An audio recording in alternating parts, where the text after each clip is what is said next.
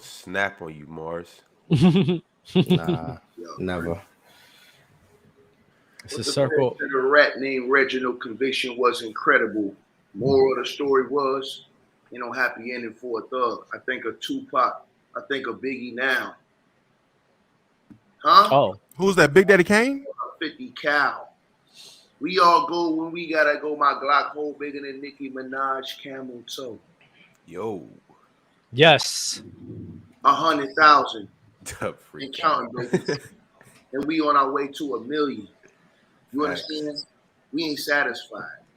You understand? So it ain't no time for a whole lot of celebrations. We just gotta keep leveling up. Facts. Keep leveling up. But we appreciate all of the support, all of the love. I've watched them dudes, Ron, you, Shaq, especially Shaq. Shout out to Shaq. But you, Dub, Marz, Chill, all the other brothers, man. All the brothers that was grinding on the other shows, man. Building up PC before I even came along, man. Watching you guys do what y'all was doing, man. And then being able to come over and see you guys grow and just watch everybody grow from day one over here. It's a beautiful thing to see y'all, man, be where y'all are at now and the growth to just, you know what I'm saying, take new heights. So, man, it's been great watching y'all and continue to work with you guys, all of you guys, Chill, Fluent, everybody, like, chemistry of the show is perfect. Everybody always don't get along, but we always understand what it is for the show to be great, man, and just working with you guys, man. It's just, man, y'all, salute to y'all, man. Real talk. Love me or hate me. I love everything, Donald, all y'all, man. Everybody came in and brought their own, you know what I'm saying, flavor into the show, man, and it's been wonderful. Bob, I don't know where you at, somewhere looking like Monique. You know, like I said, man, at the end of the day, Low, shout out to Low, the legend of losing. I don't know where he at. You know what I mean? Salute to him. No, man, everybody, man, like I said. We would have got to 100,000 yesterday if Ron wouldn't have cut it short. Ticket was about to push us over the top. I was going to get it over there yesterday. Ron cut it short. Ticket was about to push us over the top yesterday. 1 minute, I was going to get it over there yesterday. Poor Ron. I wanted to announce it at the top of the show as opposed to the end of the show. Now we get to start a show talking about we hit 100 racks. Hey, we hit 100 bands, fellas. We hit 100. Can we get the Harden story, please? I said at 200. You did not say at 200. No, you didn't. No, you did not. What's the Harden story, Ron? Matter of fact, I never even said it 100K. Right. So you're lying right there, right from the beginning. You already lying. I said it a certain amount of episodes. No, you didn't. You never said that. You never said that. So get a story up, Ron. Chill. So there is Ron has a personal bias towards James Harden off of what happened on a yacht between him and James, and I've been dying for this story ever since PC started. Ever since I first got on this show, I've been dying to hear this story. And Ron, he's been milking it, bro. It's probably not even that bad. That's the crazy part. I signed an NDA. You did sign an NDA? I made James sign an NDA, actually. No. Oh, damn. So what you were doing with J-Rob, you were doing with James Harden too? Damn. Love is love. Yo. Ron, is that true? Is what true? It's like you got an NDA, you can't say, but I mean, we can put two and two together. Oh, man. Hey, man. I'm just drinking my coffee. Right, Ron, I'm not sharing a room with Ron. Ron, it would only be right that we had 100K. Facts. That I addressed Grilltown over his selfish ass boy LeBron. Here we go. What the hell is wrong with your boy, man? Here we go. Your boy went on national TV last night and said, "Lucky for you." He told us lucky for us, not lucky for him, lucky for us that he's gonna keep playing. And then he told us he got a lot more left in the tank. Like I told you, that he told his teammate Dennis Schroeder, man. And then he addressed the cheating allegations. He listens to all of this stuff because he addressed that like 5 or 6 times last night in less than 5 minutes. He said, "I never cheat the game. I never cheat the game. I never cheat the game. I listen to the people. Some of y'all like me, and yeah, ticket. Some of y'all hate me." Yeah. Hey, Chill Town, man. What's up with your boy, man? And why he gonna make this fake ass announcement like, "Yeah, I'm coming back. I'm coming. We knew you was coming back, man. Like you was never gonna leave. Well, you said it. You said it. You said it yourself, Ticket. That I wouldn't be surprised if he retired. You said that. Considering, if I can't compete for NBA championships, Anthony Davis is breaking down. I don't even know what's going on with this crew. My son is about to show up. I'm not really sure if I want to keep doing this. So I wouldn't be surprised if he retired. However, when you're talking about the fact that we've seen the all-time leading scorer in NBA history in this era, we've seen that. We've seen a guy who from high school now to what he's done over the last 20 years. And he's still going. And he's still going at a high level. When he says, lucky for you, I don't think I'm going to see that in my lifetime. I doubt it. So I'd like to see it go on for as long as it possibly can. Because it's not going to happen again in my life. I doubt it. Yeah, but, like I said, man, it just shows you that he's a self-centered. It could definitely happen again in your lifetime, Marz, because you ain't but 15 anyway. So over the next, 40 years, it could happen again. I don't think in my lifetime it's going to happen again. I doubt it. We'll probably see another guy stack the deck. No, I ain't saying that. I'm talking about players. With more people with PEDs, I think it can happen. I don't think these dudes are committed. I don't think these dudes committed like that. Like you seen what Zion said yesterday. He said, "I got all the money in the world. That's why I'm fat." See, Chill? That's terrible. What did you just talk about? Literally just talked about that. That's terrible. That is what he said. So it was deeper than that. He ain't just say, "I'm rich, I'm fat. That's why I'm fat." That's what he said, though. Damo, that's essentially what he said. That's essentially what he said. If we're gonna keep it 100, that's what he said. He basically said he can't walk past a restaurant and not eat. So how dudes gonna laugh? How dudes go? That's basically what he said. Because they asked him what was going on with his diet. He was like, "Man, I got all the money in the world. Man." The crazy thing is, me and Showtime was talking about this yesterday on his show. How we kind of cracked the case in the lack of care that the athletes have for all-star games, all-star weekend, just in general.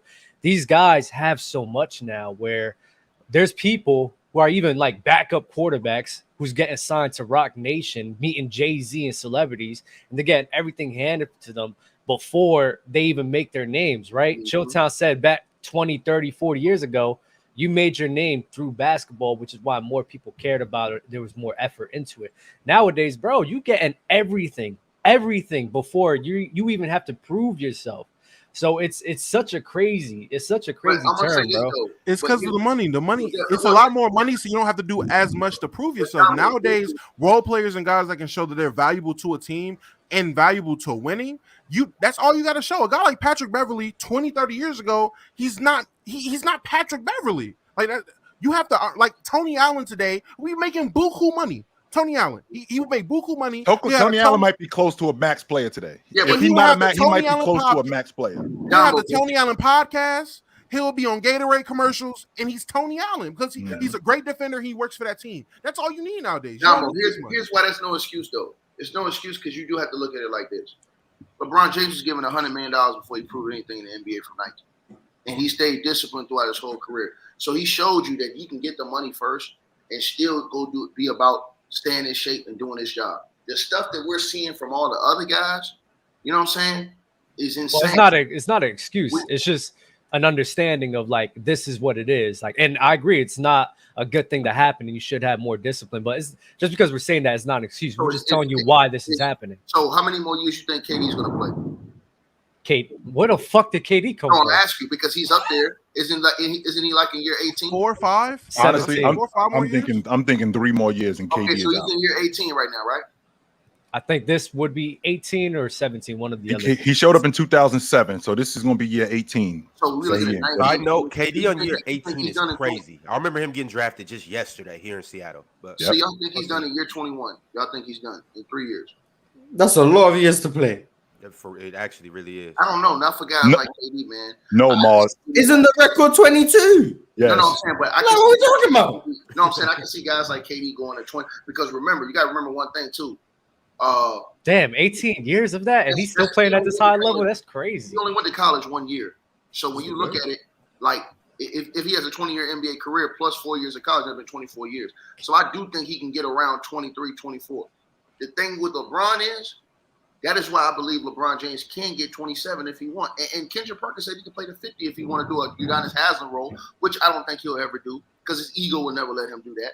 Because I think the minute that he feels like he ain't one of the top 10 players in the league or top 15 players in the league, he gonna hang it up. He's not gonna let you. According to you guys, he's not. So yeah, well, no. He's not gonna see him like Vince Carter. He's not gonna let you see him like Vince Carter was at the end of his career. I don't think so either. I don't know. So I do think. I think LeBron James, that pushes him in motivation. He said also his kids. Right. I believe when he said that. Like, I don't believe a lot of stuff that this guy say, but I believe when he said, like, when he coaches kids and stuff is out there, that motivates him. Like, that charges him to see his kids going, and that makes you want to go. A lot of people are motivated by their kids. So I do agree with that. I believe that will keep him in a competitive mindset, competitive spirit to want to keep going for his kids. You understand what I'm saying? So I do believe that he's going, like, they dropped the hints, bro. He told Dennis Schroeder he's going to play 7 more years.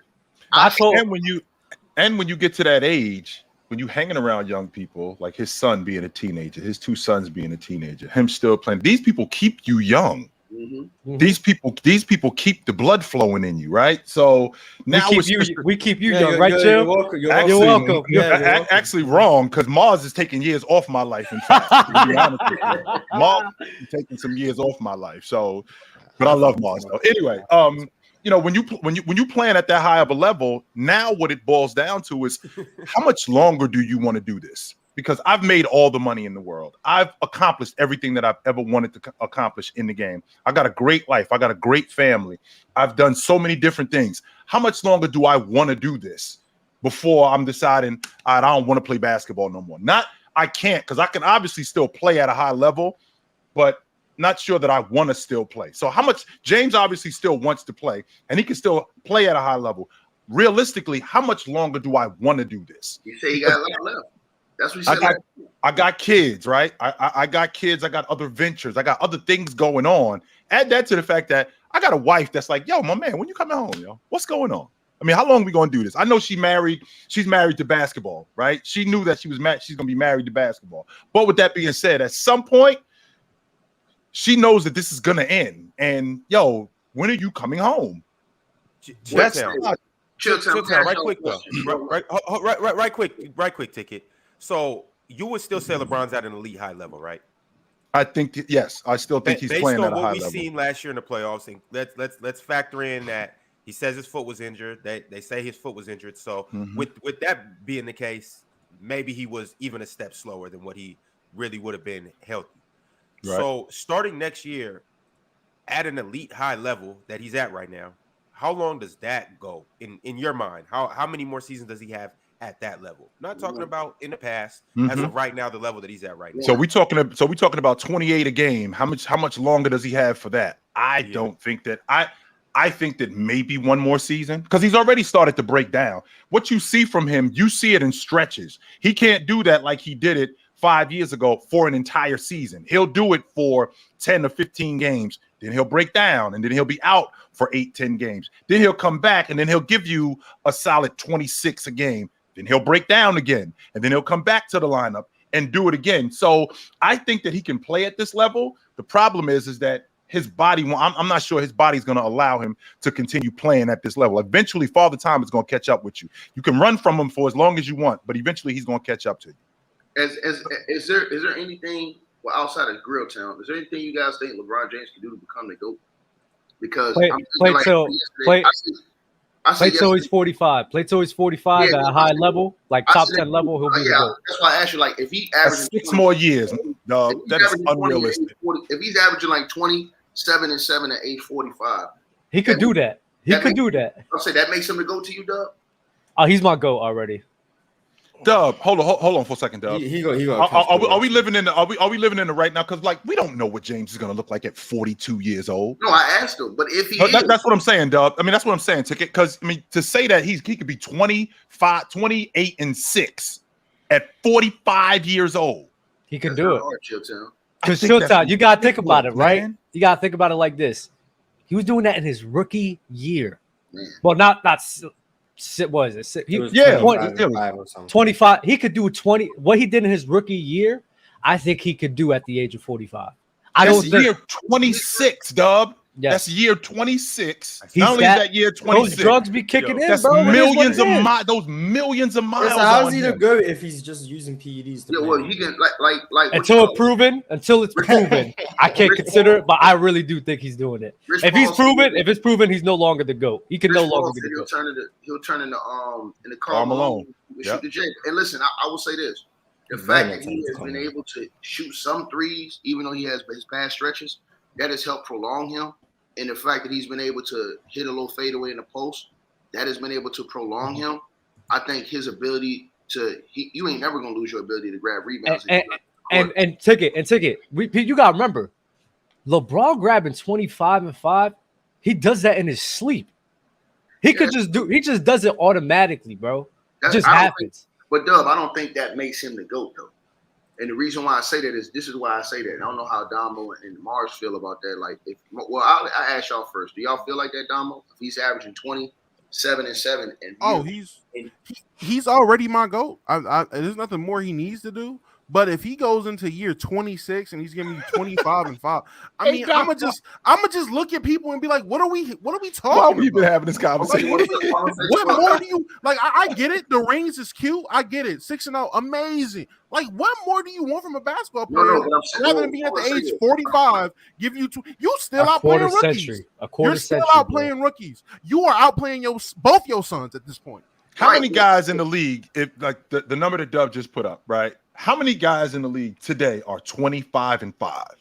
You're right. We can check it. Let's check it. How many guys in the league are 25? Not only how many guys, and what role do they have on their unit? Because for me, 25 and 5 tells me, one, you probably, if you ain't the best player on your team, you the second best player on your team. No second option averaging 25 and 5. Julius Randle, you're cooked. Julius Randle. What's the first option averaging?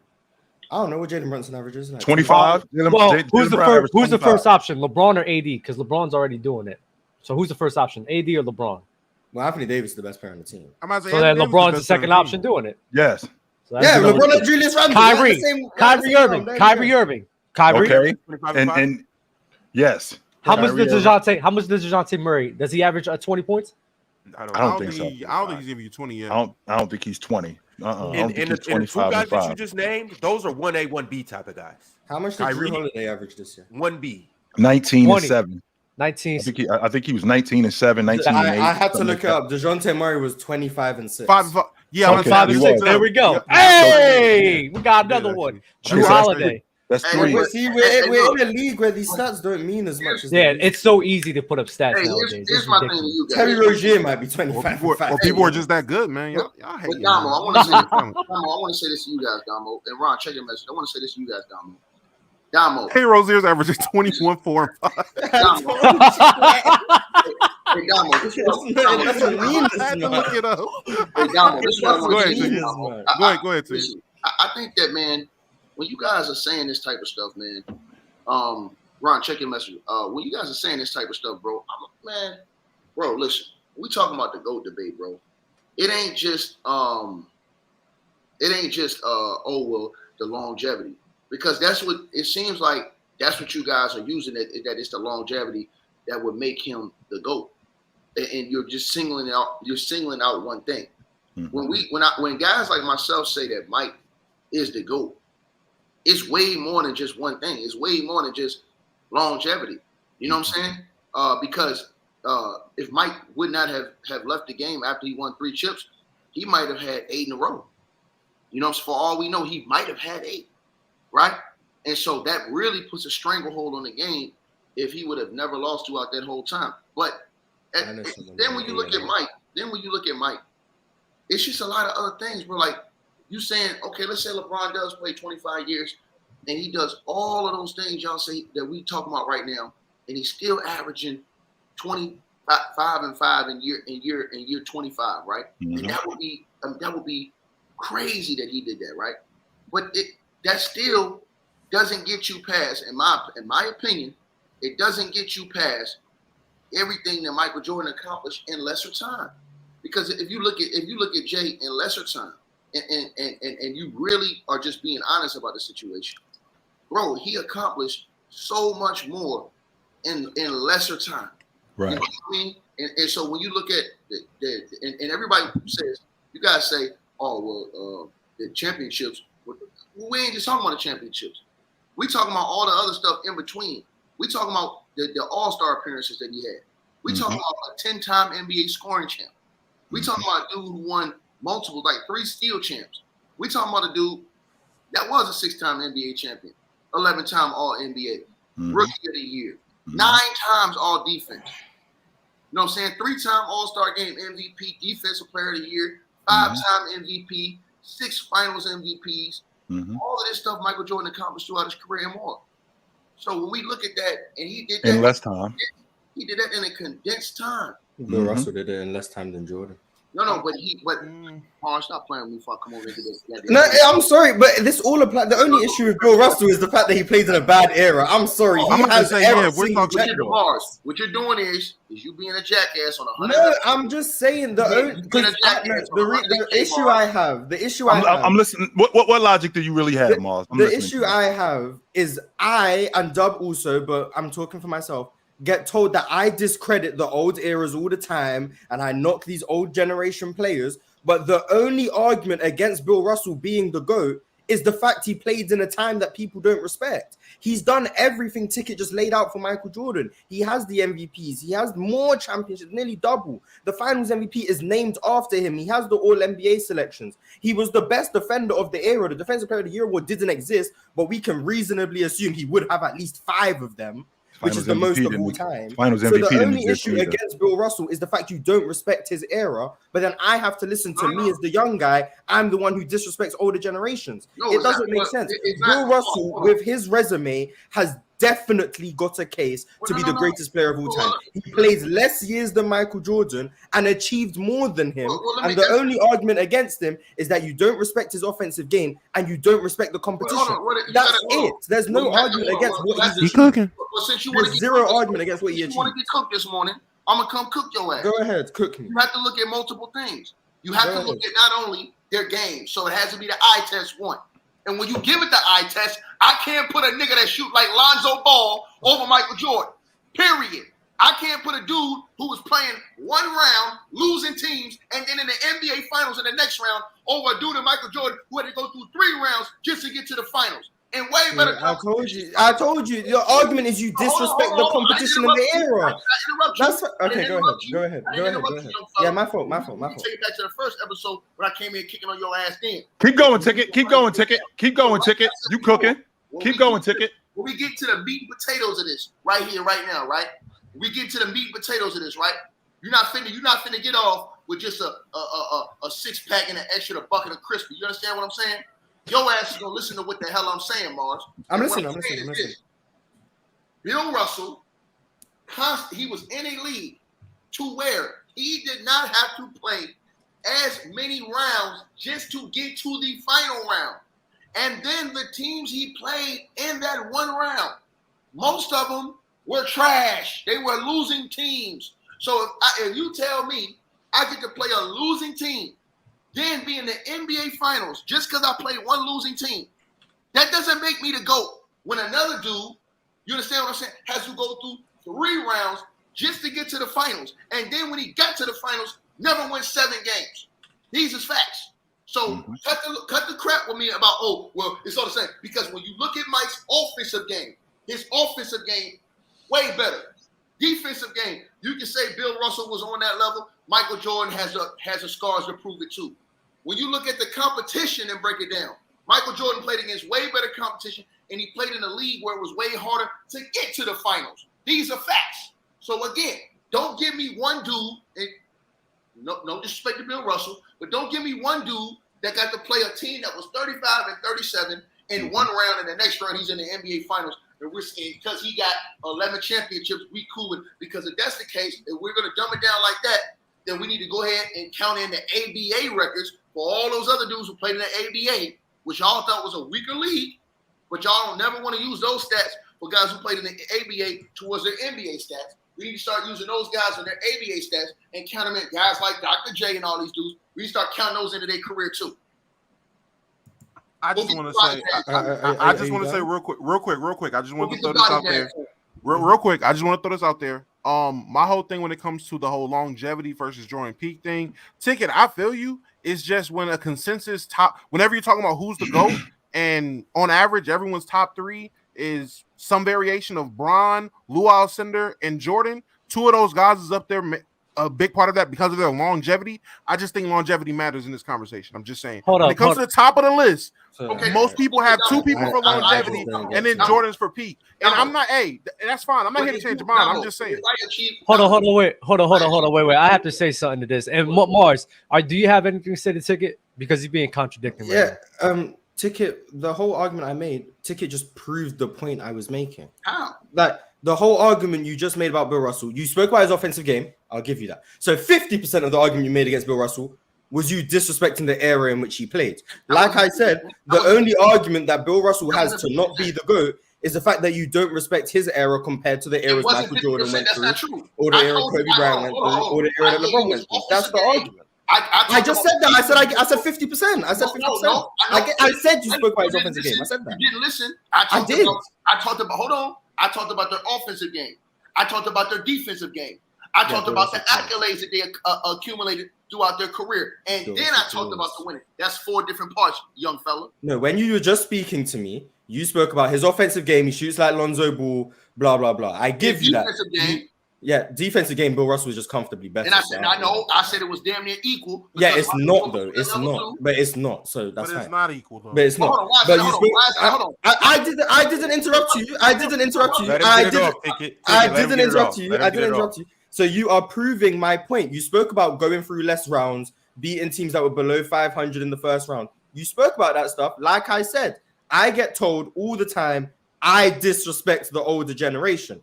Half of the argument that people give against Bill Russell, including you, which you just did, you spoke about going against one round, not having a high level competition like Michael Jordan.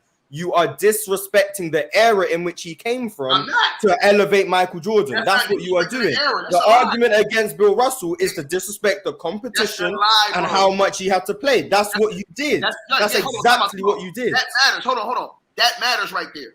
How much? That's fine. It matters. I'm just saying you're doing what people say I do. Marz, here's my point to you, Marz. Go ahead. If me and you got to run a marathon, and to win, you got to run 1 mile, but I got to run 5 to win. So I got to run 5 miles before you get to 1 to win. That don't make you better than me. That's basically what we saying. Because no, it's not the same thing, Ticket. Hold on, because I'm gonna cook his ass today extra crispy. You're gonna get it extra crispy today. You look at this, right? And we go and look at Bill. When we look at Bill Russell, right? And we look at since he came in the league, bro, you're playing 1 series, 3 games, best of 5, and to go to the finals. If Michael Jordan had to do that, most of his career in his prime, he's probably we ain't even talking about this record now. The 6-0 probably turns to be 12 or 13-0. Because he probably plays more years because that ain't that much wear and tear of going through a whole playoff series. So Bill Russell came in his career in 56, 57. 1 round, 3-0 in the first round, he's in the finals. That was the only year that was the case. The next year, 1 round, he's in the finals and loses the chip. He lost the chip in the finals. Got hurt. Yeah. Right, hold on. Right. The next year, in 58, 59, Marz, 1 round. Yes, it's 1 round all the way up until like 65. I know. My whole point to you is this. When we looking at we can't just say, this. No, I'm talking about not just the level of play, but I'm also bringing into effect the difficulty. That's like if you go pick up the PlayStation, ladies and gentlemen, for all you kids, and you're playing the game, and me and Dub are having a contest on 2K, and Dub puts it on easy mode, he puts it on rookie mode, and I got it on superstar mode. Dub wins a chip, and I don't. That make Dub better than me since he had it on easy mode?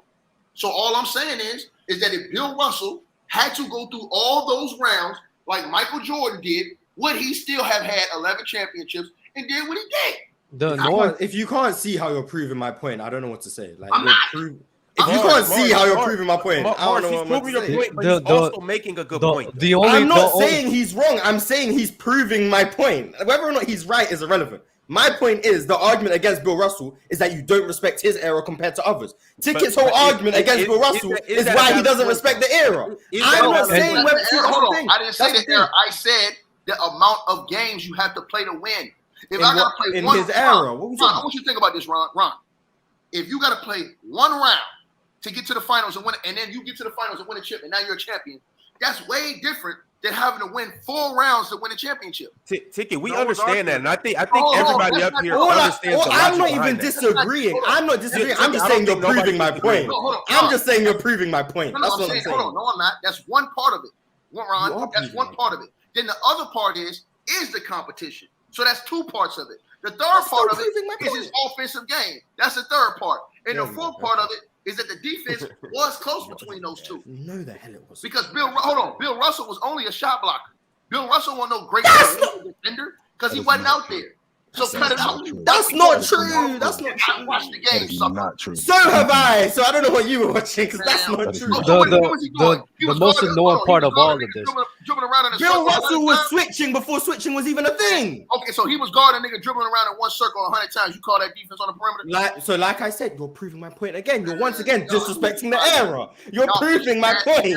Over here. You're proving my point. Hey, Marz, you go ahead and finish my breath. It's not even about whether or not I agree with what you're saying. It's like you're proving my point that the argument against Bill Russell in large part has to do with disrespecting the era and the competition and the rules of the time. That's what you're doing. You just said Bill Russell's guarding people dribbling in circles. What's that if not disrespecting the era? I don't even need But he praises Kareem's era. Hey, so hold on. I don't fucking get that. Hold on, John B. Based off Michael Jordan's era, based off Michael Jordan's game alone, that puts him over Bill Russell. Take out all the accolades. Take everything, all the championships off the table. Based off Mike's game, he's better than Bill Russell. Period. Okay, doesn't mean he's greater. Okay, so take off all the accolades off the table for Michael Jordan and LeBron James. He's better than LeBron. No, he is not. Are you crazy? Go ahead. The conversation alone is so disrespectful. Go ahead, prove it. Without bringing up accolades, without bringing up scoring titles. Go ahead, man. Before I get to Damo, hold on, because my beef is with Damo. But just respectfully, Damo. But just real quick on this Bill Russell thing. How can you be better? How can you be better than Michael Jordan when you're a big man in the era where you're the quote unquote best big man in the era, and you average 15 points a game, and you shot low 40% from the field? That alone disqualifies you right then and there. He wasn't even an efficient big man in an era where he needs to dominate around the basket. Chill shaking his head, but come on, chill. It's not true. The reason why I'm shaking my head is because it's not true. That's why I'm shaking my head, because it's not true. Because you're changing. No, because you guys are changing the measuring stick. We're not changing the measuring stick. The first thing that you brought up was the fact that he's shooting his shooting percentage. With the exception of Chamberlain during that time, what Bill Russell was doing, that was the going rate for all big guys. That's number one. Number two, you completely leave out the fact that in the playoffs, his production went up. He had a 4-year stretch where he went 20-20 in the playoffs. You know how many guys can say that they did that in their career 4 times? I'll tell you, Chamberlain. That's it. Nobody else can say that in the history of pro basketball. Meanwhile, we still got the same. Meanwhile, we still got the same dude who does hold the record for the most points and rebounds combined in a Game 7 in NBA history. He did do that. Yes, he did do that. Well, that's funny, Ticket, because when they use the idea of this guy not being efficient, that's not true, because it was the going rate what he was doing. Okay. Chamberlain was the exception, so that's not true. So chill.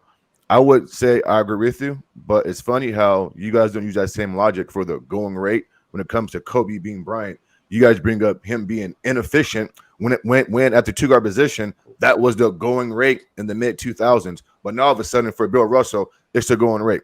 Let me get to Damo, bro, because Damo must be either delusional or something must be wrong with his brain or something, okay? Damo, real quick, buddy. Not respectful, Jesus. Yeah, what did I say?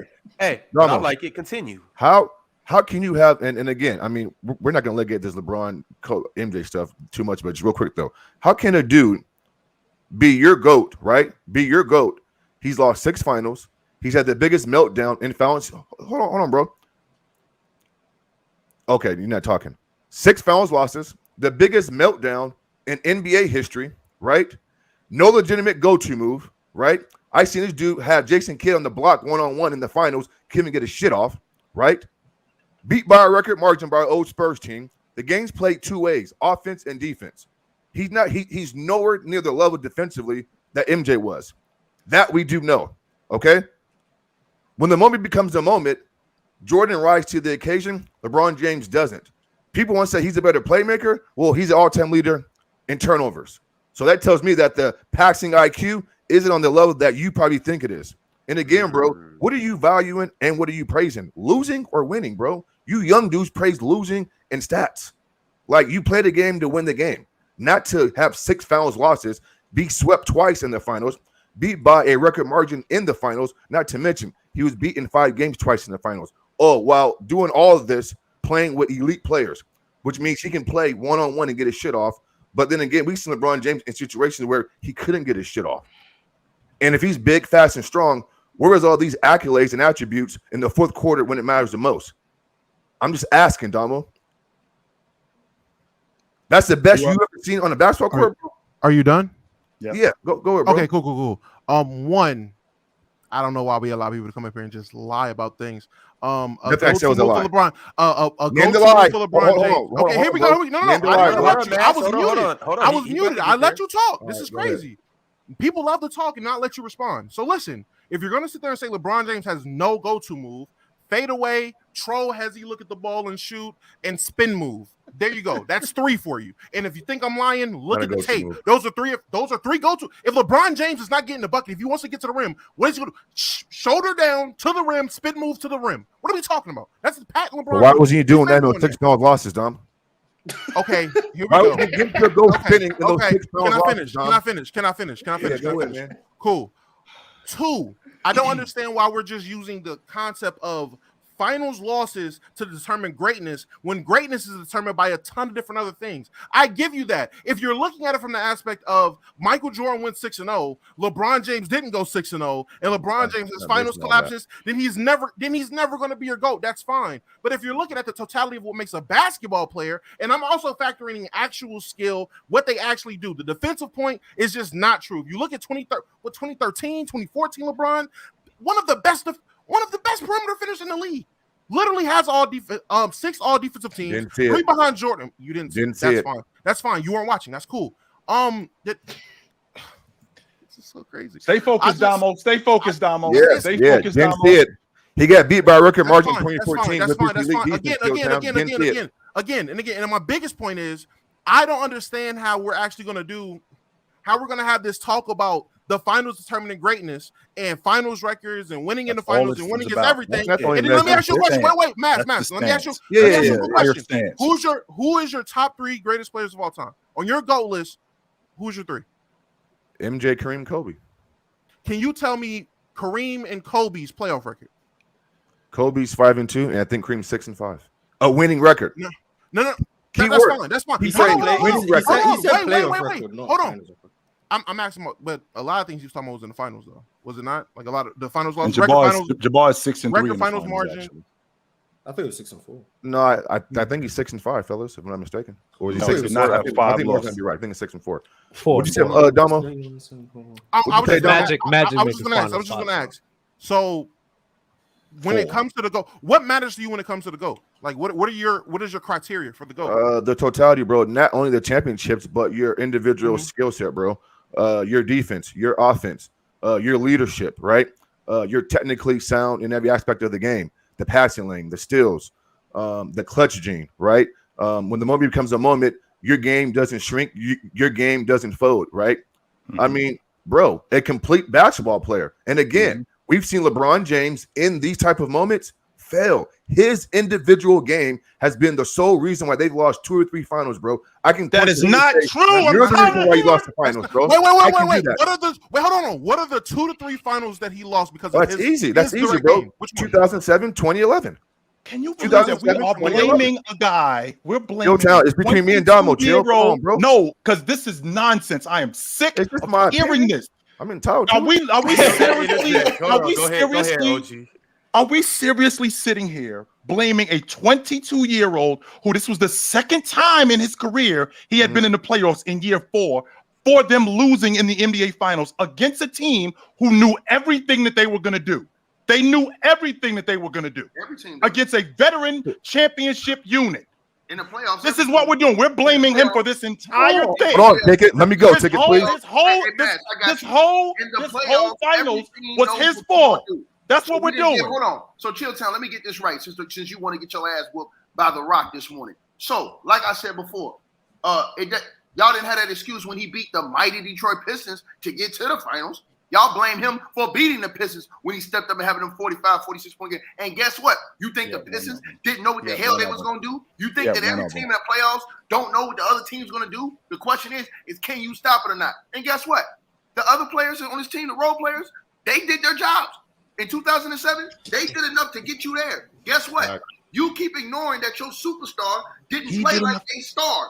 You keep ignoring that your superstar played horrible, horrific. You keep ignoring that. You keep ignoring that the man. No, I'm not. What's horrific? I'm not ignoring that. What's horrific? My whole point is this. Here's the cap with Chilltown. If that was Michael Jordan that played like that, Chilltown ain't holding that against him. I mean, excuse me, he not Chilltown is not holding. He's not holding no punches for Mike for that. He putting that on Mike. If that was Kobe, you think Chilltown not holding that against Kobe? He is. Whoa! Stop right there. Stop right there. So Jordan and keep going. The only person we hold and give excuses for making the finals but not winning them is LeBron James.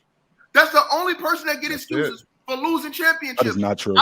He's also the only person. No. He's also the only person that gets criticized for making the finals and losing. You got Jason Kidd who gets praised for going to back-to-back NBA finals, and y'all praise. No. Y'all praise Jason Kidd for making the finals. Y'all praise AI for making the finals. But now LeBron James making the finals that many times. Now it's on his shit. What are you talking about? Forgot about Jimmy Butler. Jimmy Butler making the finals 2 times. Y'all praising. What the fuck we talking about? No, what the fuck we talking about? You talking about he's the only guy. He's the only guy that gets criticized for going that far. Who does this shit? That don't make no sense. No. I've been hearing you talk this whole time. I'm tired of it. Because Kareem, no. Because when we talk about Kareem, no. When we talk about Kareem, no. When we talk about Kareem Abdul-Jabbar and the era in which he was a part of, how the how the ABA was split and all the town was in one league. You shitting on Bill Russell's competition. You're shitting on his era. But when we talking about keeping it real with Kareem's era, you saying we disrespectful, we being haters. The way that you being with Bill Russell right now. You wait. You love bringing up the 1971 finals run for Kareem Abdul-Jabbar. Did you know that they beat? Did you know, Ticket? That they beat a 500 team in the first round. They beat the Jerry West, Wilt Chamberlain, and old Wilt Chamberlain Lakers in the Western Conference Finals. And guess what? Jerry West didn't even fucking play. So he didn't play. He didn't even play great competition. Then he beat the 42-40 Bullets, Baltimore Bullets, I believe, with Wes Unseld 6'7" at the fucking center position. But you gonna disrespect Bill Russell's era, but when Kareem Abdul-Jabbar his finals runs, you don't care about that shit. What the fuck are you talking about? Okay, Doug, you're done. First of all, son, we never did not give LeBron James credit for making the final. We never did not say, hey, he doesn't get credit for making the finals. What we said was he was the reason why he lost the finals, Janet Jackass. You can't say that about AI, Janet Jackass. You can't say that about those other guys, that there was a reason why they lost the finals. So I'm going to stump a mud hole on your ass and walk it dry. So Jimmy Butler was the reason they lost the finals this season. Hold on, wait a minute. Get the fuck out of here. Hold on. Again, we said that he was the reason they lost the finals. You can never look at AI and say AI was the reason Philly lost the finals. We didn't say so. Don't try to curb the argument. Then let's go to Kareem Abdul-Jabbar since you want to do that. Once again, because you're the dude on YouTube that calls him a fraud and you look like a buffoon.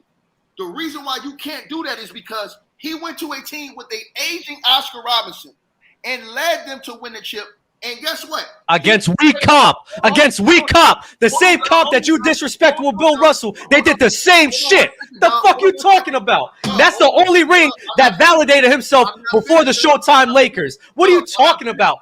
Kobe should be above Kareem for you because he went to back-to-back, 3 straight finals, back-to-back against tougher comp. Fuck out of here. Oscar Robertson was still a top 10 player. What are you talking about? What are you talking about, bro? Kareem came in the league from day one and was the best player in the world, sucker. So shut your ass up, nigga, and cut that beard. What that mean? What that mean? He came in the league. It's all about the wins. All about the wins, baby. Fuck that shit. Since we're going on this hill, it's all about the wins, right, Marz? Marz, tell me. It's all about the fucking wins, right? It's all about the fucking wins, right? I praise winners. He won. He beat trash teams. Kobe went through the grind against Comp. Kobe went through the grind, went through 3 straight. He didn't have a top 10 player in Oscar Robertson. He had Paul Gasol when he put the battery in his back. Like you said, fuck out of here, man. Get out of here. Get out of here, man. Stop it. LeBron didn't beat trash wins and losses, right? Right, Marz? What we talking about? Hold on, Doug. LeBron didn't beat trash teams in the East. He didn't beat teams with let's not praise him. Let's not praise him for that. No, you praised him. You praised LeBron and said he was a GOAT. MJ the GOAT. Kobe second. No. Kobe second. Kobe second. I asked you a question. Because see, what you did was you changed the argument. That was slick, but that don't work on me. No. You changing the argument every time. What you talking about? That's what you do. Let's play the same game, Ticket. Let's do it. We're here. Let's do it then. Doug, I'm going to lay it down for you right now. Here's why I have Kareem Abdul-Jabbar as the second greatest player ever. It's for a few reasons. For one, you tell me out of all the guys we named, all the guys you named just now, who else outside of Kareem came into the league and was the best player in the world from day one? That's for one. Secondly, he was the man on that team that won the championship with Milwaukee Bucks with an agent Oscar Robertson. These are facts. That's 2. That's 2. That's 2, right? Then guess what? Anybody else would have been praised who took a rookie and won a championship with a rookie in the NBA Finals. Anybody else would have been praised. But since it was Irvin Magic Johnson, he went on to have the career he had. We don't praise Kareem. He won a game without Kareem. Hold on. I'm just saying again. At the end of the day, he was a rookie. Well, we don't praise that, right? So now let's get back to the main argument because you tried to switch the argument. The argument was this, dog. I never said LeBron wasn't great for getting his team to the finals. Mr. Marz only said that he was the reason why they lost. You can't say that about AI. You can't look at AI and say he was the reason Philly lost in the finals. Now, you can do that to Jimmy, but you can't do that to AI. You cannot do that to Allen Iverson. You can't do that to the other brother you named. You can't say those guys were the reasons why their teams lost in the NBA Finals. So when you say, oh, y'all praise AI and them, we praise him because he did show up. Guess what? The team around him wasn't good enough to get past the Los Angeles Lakers. With LeBron James, it's okay to praise him for beating the mighty Detroit Pistons. It's okay to make excuses to say the Spurs knew everything LeBron was going to do, even though every other team in the playoffs know what you're going to do because they scout you and they know all your plays anyways. Right? So it's just about who can stop you. So basically, he got stopped, but nobody wants to call out that cap. The bottom line is, the bottom line is, Yo King went to the finals in 2007 and in 2011, and he was the main reason why the team lost. These is facts. You can't. Go ahead, Damo. Go ahead. About the 2007 thing, because everyone's saying he was the main reason they lost in 2007. Can y'all name me the teammates that he played with that did rise to the occasion in that finals? Okay, so Damo. Wait, hold on, no, chill. Hold on, chill. I need Marz and teammates that rose to the occasion. Booby Gibson had 3 games in that series where he balled out and outplayed LeBron James. He had 3 games in that series. Hold on, because that's actually the one thing I did not bring up. I have like 8 niggas up here, and Daniel Gibson didn't even make the list. Damn, keep going. Keep going. Hold on. He should have made your list based off of what you've seen in Game 7 in the Detroit Pistons series. Go ahead. Keep naming the teammates. I thought it was my finals. Wait, hold on. And you just lied. Which games did he out? No. Which games did Booby Gibson out play LeBron in? Which games? First of all, go to game 1, sucker. Go to game 1. Now I'm gonna embarrass you. Now I'm gonna drop your ass off somewhere. I'm gonna roll your ass up, ball you up, and roll your ass. Game 1 and what else? Game 1 and what else? Of the NBA Finals? That's what we're talking about? In the NBA Finals, yeah. Y'all playing the first round, Negro. We talking about the finals. The finals, okay, so we're talking about the NBA Finals. I just want to make sure I'm following you. That's all. Keep going. What other games? Hold on. Let's talk about who else outplayed him in game 1. Who else outplayed him in game 1, Don? You got it right there in front of you. Tell the truth. And shame In the game devil. 1, Tell the truth and shame the devil, nigga. Daniel Gibson outscored him by 2. That was the only guy in game 1. Who else outplayed him on the roster? Don't dance. No one else. Wait a minute. Drew Gooden had 14 with him. No. Anderson What did Anderson Drew Varejao had, What what, did Drew 10? Hold on. How many rebounds, Dom? How many rebounds and blocks for? This is what we. This is what. Is this how we're deciphering? That's what it who played sounds. well? That's what it No, sounded. no, no, bro. no, no, We're no, just no, gonna stare at the box score and say, Let Ticket and Maz finish their point. Go ahead. Why did he outplay him? Here's my problem with Damo. Damo don't want to. No, stop. No, wait. No, you're not about to go on another You rant. don't want to call out Damo. Stop. Save the rant. You're not about to rant right now. Maz, since you're not going to rant on me, please announce to me the guys that were out, that performed out, what Ticket said outplayed LeBron. I'm not even going to go that far. Who rose to the occasion that led it to be LeBron was the reason that they lost? Let me hear the players. This is easy right here, Maz. I asked Maz, not Ticket. I asked Maz. Go, please. Well, game 1, I mean, Booby outscored him by 2 points. By 2 points, Drew had 14 points, I guess, but LeBron had 14 as well, right? Yes. For game 1. But I'm looking at Drew Gooden's impact on defense, rebounding. So it's not just based off points, right? And again, when you're LeBron James, 4 rebounds. Dom, let me finish, bro. Hold on. Keep going. I'm with you. LeBron had 7. Keep going. Hold on, bro. Keep going. Dude, you keep cutting in, bro. And listen, man. Keep going. I'm listening. When you're LeBron James, ain't no way in hell that Booby Gibson should be outscoring you, and you should be on an even playing field with Drew Gooden. And this is funny because y'all don't give Dirk Nowitzki this same type of excuse when his role players played well, but then you're questioning LeBron James role players in 2007. Hold on, no, Mass. We got to come back. We're on something strict right now. Okay, my bad. Sasha Pavlovich. What role players? There we go. Okay, Sasha. That's 3. That's 3. Hold on. Drew Gooden, Sasha Pavlovich. I feel like we're just naming the guys on the team at this point. What we doing? What we doing, Hey, Dom, outside of game 1, bro, I'm not saying that. Ticket, stop. No. Ticket. Hold up right I there, asked Ticket. Marz the question, and you was jumping into. I asked Marz. I asked Maz the question. You jumped in. And how did Sasha Pavlovich outperform LeBron? Let me finish, Damo. From the field, he shot 50 from the field and scored 13 on 50% from the field. Okay, bro. LeBron James got 25% from the field that game. Hold on, Ticket, Maz. So with Booby Gibson, it was just Yeah. Let me continue, please. Damo. Outside of game 1, I'm not with Ticket on that logic. In game 1, I'm with him. But other than that, bro, hold on, Ticket. Hold on. Outside of game 1, I thought LeBron James' individual game, his perimeter shooting, his decision making, his very low IQ in that moment, bro, he was the reason why they lost those finals, bro. The Spurs were literally going under the screen. Give him the mid-range jump shot, bro. He wasn't attacking. You said he's 6'8", and he plays bully ball, right? Well, if they're going under... Hold on, Damo. Keep going. Because you said his go-to move is get to the basket, spin, shoulder dip, and boom, boom, right? Well, if they're playing off you, then that means that you have a steam ahead of you, get to the basket, and do what you do. Why are you selling for jump shots for it? That tells me very low IQ in those moments, right? So outside of game 1, I'm saying LeBron James' individual game, his skill set, bro, what he brings to the table, right? That's the reason why they lost the finals, bro. 1-point game, 3-point game, 9-point game.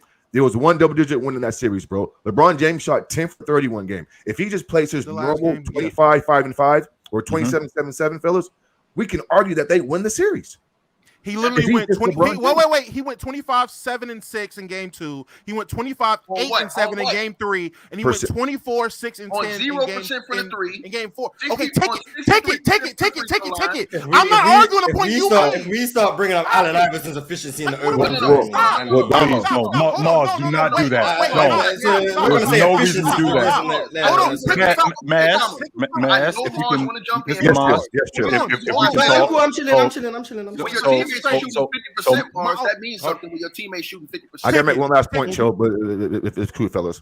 Damo, even though LeBron James was giving you 25, 24 points, we know that LeBron James at that time wasn't a volume shooter, right? He was trusting his teammates back then more than he was doing when he was. So when you say he's going 25, 24, he was doing it on a very low percentage, shot jacking. He shot 10 for 30. If he did that, so, I mean, that's not his game, Damo. That's not the case. That's not you his just game. said if he goes out there and give his regular 25, 5, and 7 or whatever you just said, then he would have been fine. That's what he did. What I said and was it wasn't if he plays, working. what I said was doing that efficiently. which he wasn't efficient. Okay, hold on. It wasn't efficient. I'm Damo, just what I clarifying said what you was- said. You said that. Damo, what I said was if he just plays like Damo.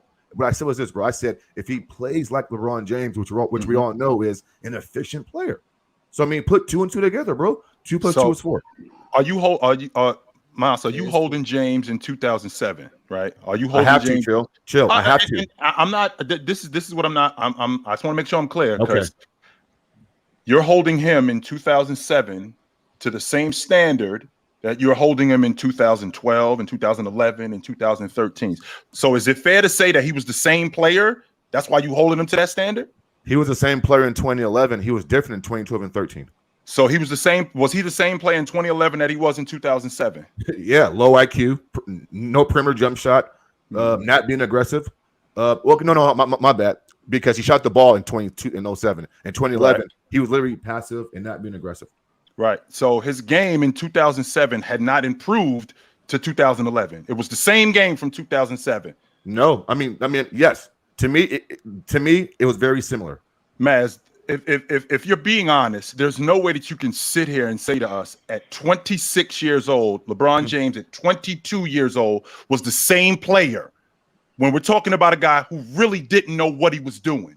His ability to pass. He was just bigger, faster, and stronger than everybody at age 22 years old, which would explain why he was doing most of the stuff that he was doing, the ridiculous athlete that he was. He was advanced at that age, but he still didn't know how to play at that level. So when he gets to the NBA Finals again in 2011, roles still weren't established, which would explain why the next year when they played in 2012, when Dwayne Wade told him that you have to be the guy, you saw him differently. You saw him knocking down the mid-range jump shot. You saw him cracking the long ball. You saw him being more efficient as a passer. You saw him being more efficient as a scorer. You saw all of these things because now roles were established, as opposed to a guy in 2007 who really didn't know what he was doing. Because at 22 years old, I'm not really sure what I'm doing out here at the pro level, especially at that level in the NBA Finals, as opposed to when. Let me go, Ticket. Hold on, bro. I got you. Chill. Okay. Chilltown. I find that funny because. Listen to you, Marz. Keep going. Chilltown. I find your logic kind of being hypocritical because Spurs threw a basic zone defense at him, right? Going under the pick, forcing perimeter jump shots, right?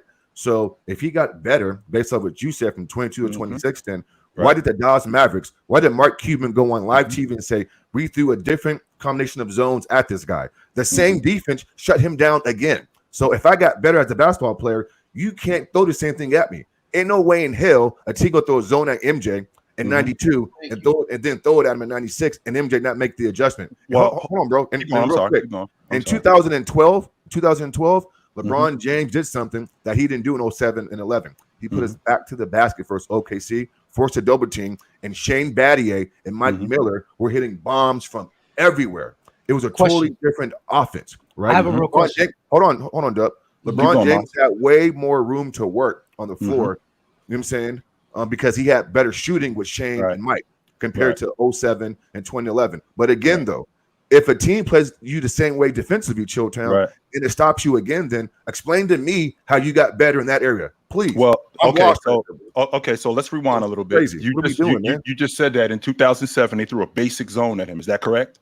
In 2007 they threw a basic zone. Chill. Can I ask you this though, because I think it can help your point, right?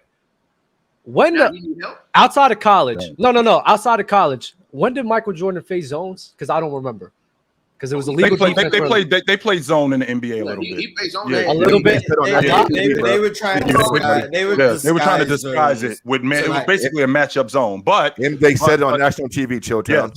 We must do our homework if he's going to throw out stuff right there, bro. MJ said this on national TV, but go ahead. I also have a question, but I'll go after Childers. So the point that I was making, Marz, like you just mentioned, in 2007, he was going up against essentially what you just said, a basic zone. But then Mark Cuban in 2011, he's throwing different zones at him. Okay, so that's not a basic zone. It's different looks. Now you're looking at a guy who wasn't nearly as aggressive. He wasn't shooting the basketball like he was shooting it in 2010. He wasn't shooting the basketball like he was shooting it in 2009. When he was coming off screens, he wasn't as aggressive, which would explain why and the reason why that happened is because the roles weren't established. Should I be that guy? Should I be taking control like I should? Well, he wasn't sure that he should do that because he was on the crew with Dwayne Wade. So the idea of Mark Cuban and San Antonio throwing the same defense at him, that's not true. Those two things were completely different. And add that to the fact that the roles weren't established, which would explain why James, I'm not going to do is I'm not going to discount it because he did play bad. But the reason why he played bad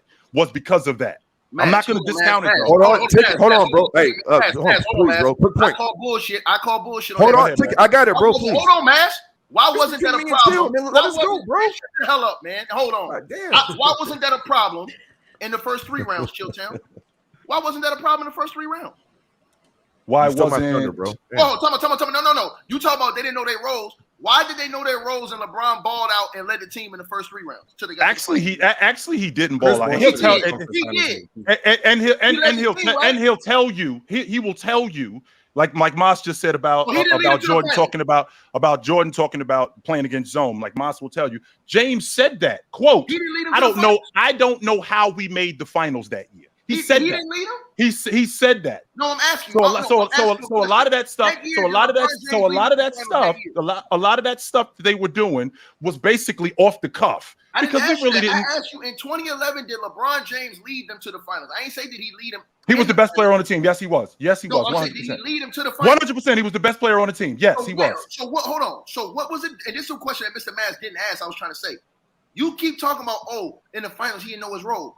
Well, nigga, he knew his role before then because in the series against Chicago, he led the team in scoring, rebounds, assists, steals, blocks. He averaged 25.8 to D-Wade's 23.2. He averaged 7.8 to D-Wade's 7.6. He averaged 6.6 assists to D-Wade's 1.2. He averaged 2.4 steals to D-Wade's 0.6 and 1.8 blocks to D-Wade's. And wasn't nearly as aggressive in the NBA Finals as he was in those other series. I'll ask you, why was in all the other series, why was LeBron James that dude? But then when we got to the finals, now we got an excuse that, we had to change how we was playing. No, y'all played a certain way all the way up till then. Why he ain't bring his game in the finals the same way he did up until the finals? I don't think that I don't think it was a lot different, Ticket. First of all, he led every series. I'm looking at it right here. Every single series he led. He did, and that part I'm not going to argue, Ticket, because he did do that. But what I am going to say is that Dallas, the way that they was throwing defenses at him, and him not being nearly as aggressive. He wasn't. Williams wasn't. If you watch that Chicago series, a lot of his stuff came from off of defense. They were much better than those guys defensively. In fact, that was his signature. That was his signature moment defensively going up against Derrick Rose. Because a lot of the stuff that they were doing, it was in transition. A lot of the stuff that they were doing, he was getting it in transition, which he wasn't doing that against the Dallas Mavericks because it was a lot more half-court stuff. They had sped the game up. And the reason why they sped the game up, because they were playing defense against the Chicago Bulls and slowing their offense down and getting out in transition. They weren't able to do that against the Dallas Mavericks. That is a fact. What was the excuse against the Boston Celtics? In the second round that year, the Boston Celtics. They ran through the Celtics. There was no ticket. This is the same. This is all the same logic that I'm telling you. No, I'm saying no. It's all of this stuff. All of this stuff is the same logic. So when he was going through the Eastern Conference,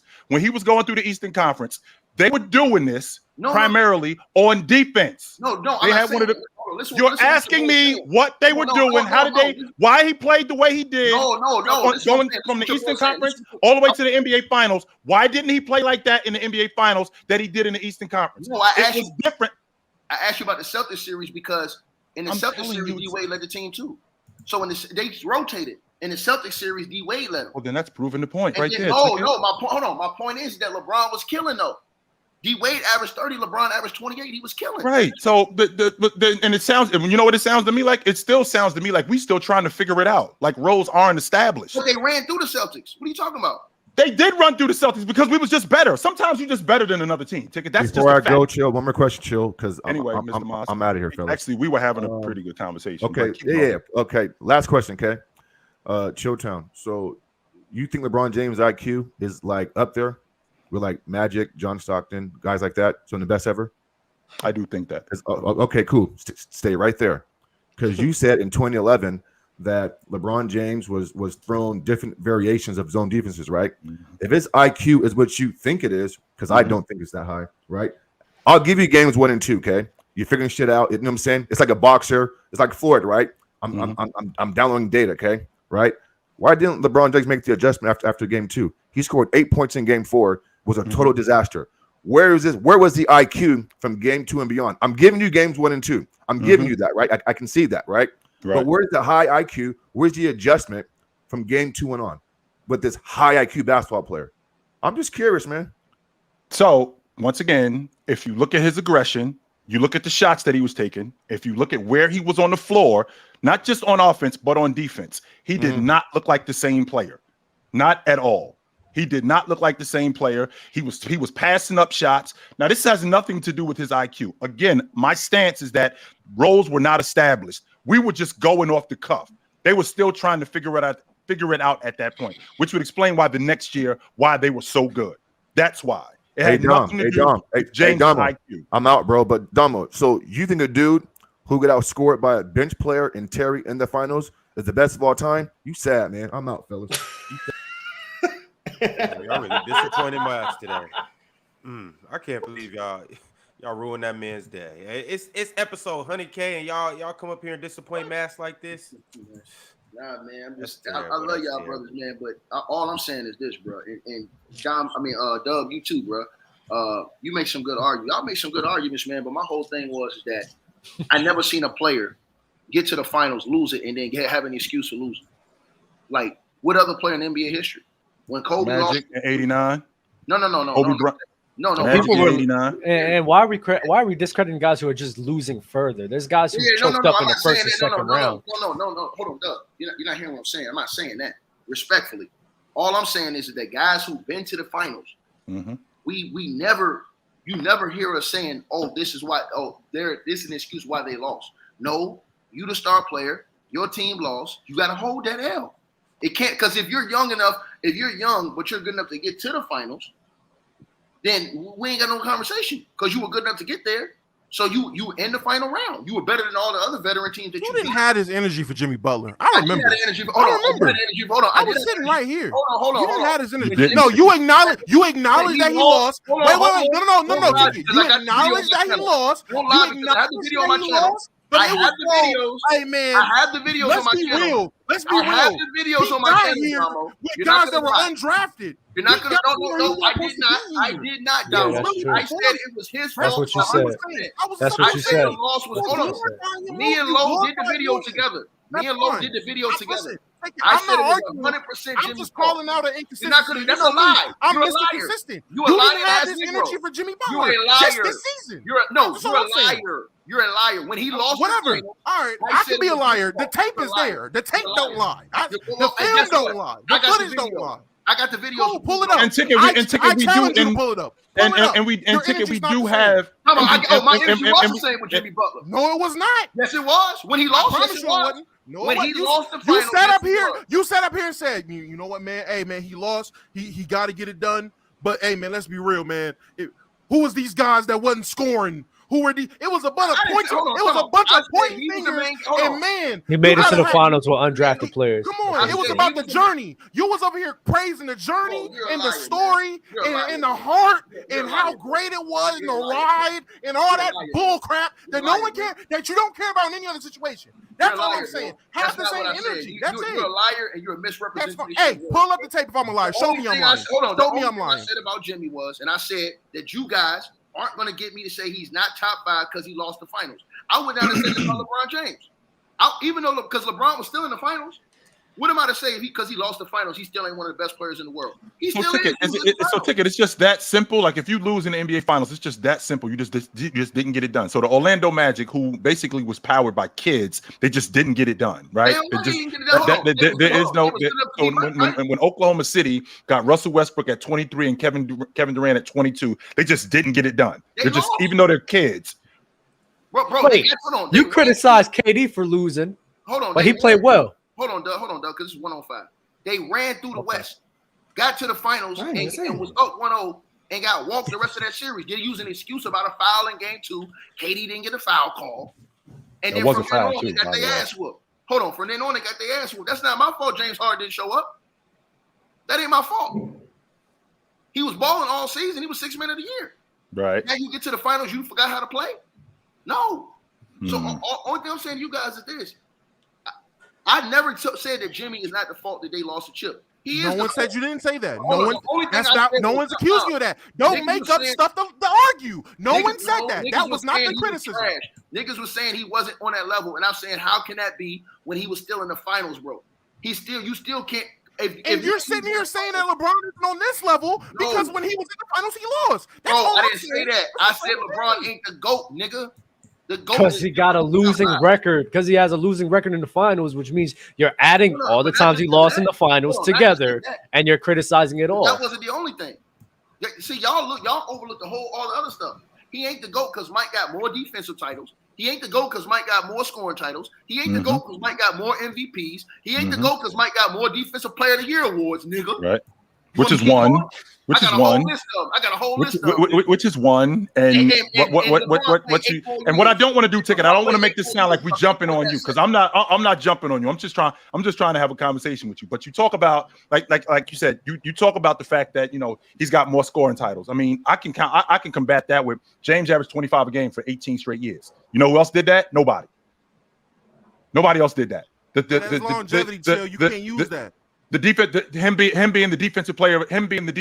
Michael Jordan being the defensive player of the year. James got a 6-year stretch, 6 times in 9 years, where he finished top 5 in defensive player of the year, including twice, 4 times in 5 years. He finished twice in defensive player of the year. I just want to make sure we clear on that. So he was playing at that level. He was playing at that level from day one, except for Washington, right? Every year he was in Chicago, he did that same thing, right? Every year in Chicago. Since Mike came in, what you said about LeBron. Right. Is he lagging or not? I'm lagging? Yeah. Nah, Ticket, you cutting out. See, we can get him back. You cutting in and out. All I know is my GOAT's a better role model. I'm gonna do what y'all do. I'm gonna just go crazy narrative. You Ticket, we lost you when you said when he first showed up. Keep going. What you just said about LeBron, Mike did it every single year he was in Chicago, right or wrong? He didn't do it in 1986. He did not. He did not do it every year in Chicago. He was not. Do you think rookie Michael Jordan was a top 5 defender in the NBA? No, he was not. In 1984, 85, no, Jordan was not. Rookie Michael Jordan was a top 5 defender in the NBA, we don't he was talk not. about basketball. No, he was not. He just started becoming that. There ain't nothing to say at that point. Which is year 3, I believe it was. Yeah, but he just started becoming that. But the idea that as good as Jordan was, right, for that period of time, I mean, James played at that level for a long time, just like Jordan did. So the idea that Jordan was just superior, James was playing at that level also. Man, fuck it, man. Kobe the GOAT.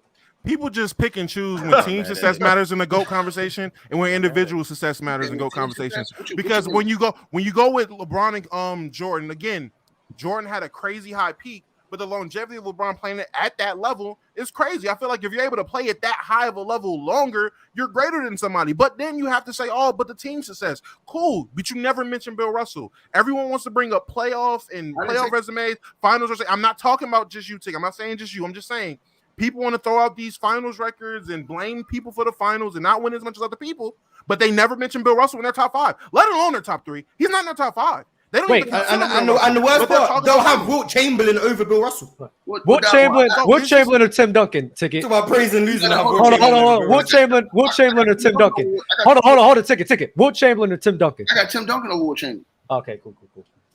Look, go ahead. That's not. Well, hold on, but that's not. Y'all got to understand one thing. The eye test comes into this too. It ain't just the accolades. When y'all keep thinking somebody say Mike over LeBron, I've been waiting for you to get to this point too. It's the eye test. The eye test is important too, bro. All those years, Ron, I came on here and I said that I thought AI was better than Steph until Steph won the last chip. That was the eye test.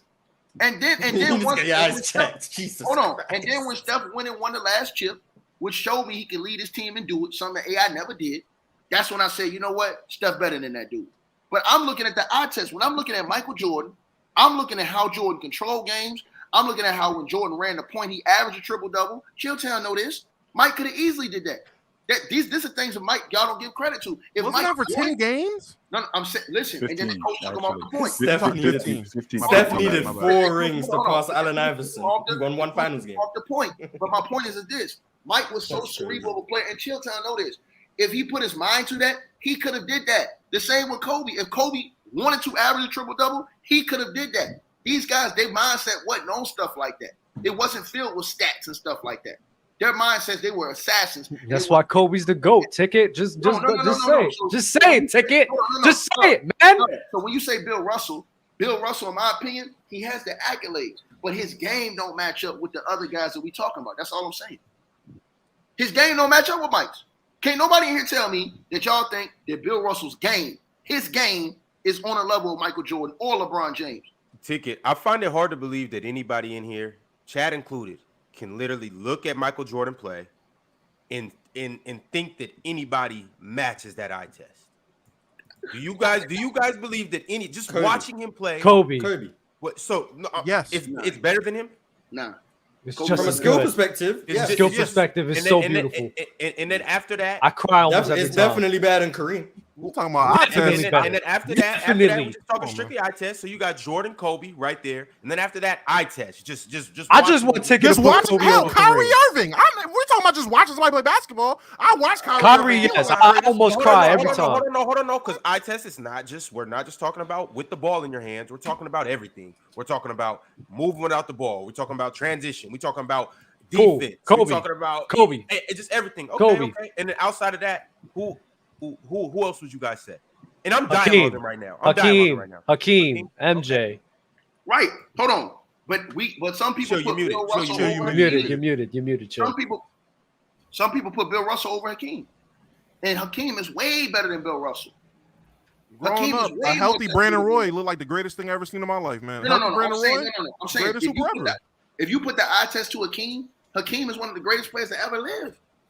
Just off the eye test, he's better than Tim Duncan. He's better than Wilt. Matter of fact, if you ask me, I personally think Hakeem's game is better than Kareem's. But I think that when you look at Kareem, you have to add in his accolades along with the game. Because Kareem had game too. He had one. Can you imagine if Hakeem had Magic Johnson? No, but hold on. But again. Or even Oscar Robinson, who was a top Hold on. 10 player? Hold on. But Could again, you imagine that if Hakeem would be plays in the 70s? Imagine he played in the 70s where the talent was separated because of the NBA. Man, fuck out of here, bro. Nah, bro, I'm tired of you disrespecting Bill Russell's say age, and anything. now you're not I trying to didn't Come finish on, it. man. I didn't say Apply the finish pressure it, to bro. everybody, bro. I didn't Apply say the pressure to finish it, everyone. I'm tired of it. I'm tired of it, man. Bro. All I was saying was Because you do the same shit. Oh, what if this guy can stack the deck? And what if he went through a weak East? What if he surrounded himself with all these players? Well, shit, you only do that for LeBron, but when people that you like, you don't want to sit here and do that shit. What are we talking about? Who stacked the deck for Kareem? No, you're not hearing me, Ticket. Listen, I'm saying you put you put that hypothetical with LeBron. Oh man, imagine LeBron, imagine Kareem, imagine Kobe just got to pick their own teammates to sit here and stack the deck against a weak Eastern Conference. Imagine if they had that opportunity. I didn't say that. Now I'd be like, yo, what if Hakeem had the same opportunity as Kareem? I Shit, didn't say what that. about that? Hold on, I did not say that. Chat, he's capping for y'all. You put Cap a words lot in my records mouth. right here. What are we talking about? You're putting words in my mouth right now. No, I did not say that. no. Hold on, I did not say that. What are you Oh talking about? my God. Chill. Am I tripping? Chill. Look at me. Am I tripping? He has said this numerous times, right? So Yes. listen, hold on. Yes. What are we talking about? This Chill, happened. has he said this? Yes, he has. Hold on. Let's Yeah, say this Ticket, right you here. on Hold trial let's say right this now. here. Let's say this right here. It's a difference between your team being put together and you being able to pick the guys you want to play with. That is true. That is true. I wasn't using that in this argument today, but that is true. I don't care about today. I care about everything that you talk about. So, hold on. So Doug. So if Kobe Bryant, see, these are the things we don't do. If he was able to pick his own team throughout his career, would he have more chips? Sure. I'll agree with you. Okay. So hold on. So now go through all those other guys because you was just talking shit when I said something about Kareem. Hold on about Kareem, but I want to get this point off. Kareem is the only dude that we look at and we discredit for winning a championship with a rookie. Oh my God, you're not listening, bro. You're not listening. I'm saying the same path that you're saying with LeBron, how he had that path to his success. I brought up with Hakeem and Kareem.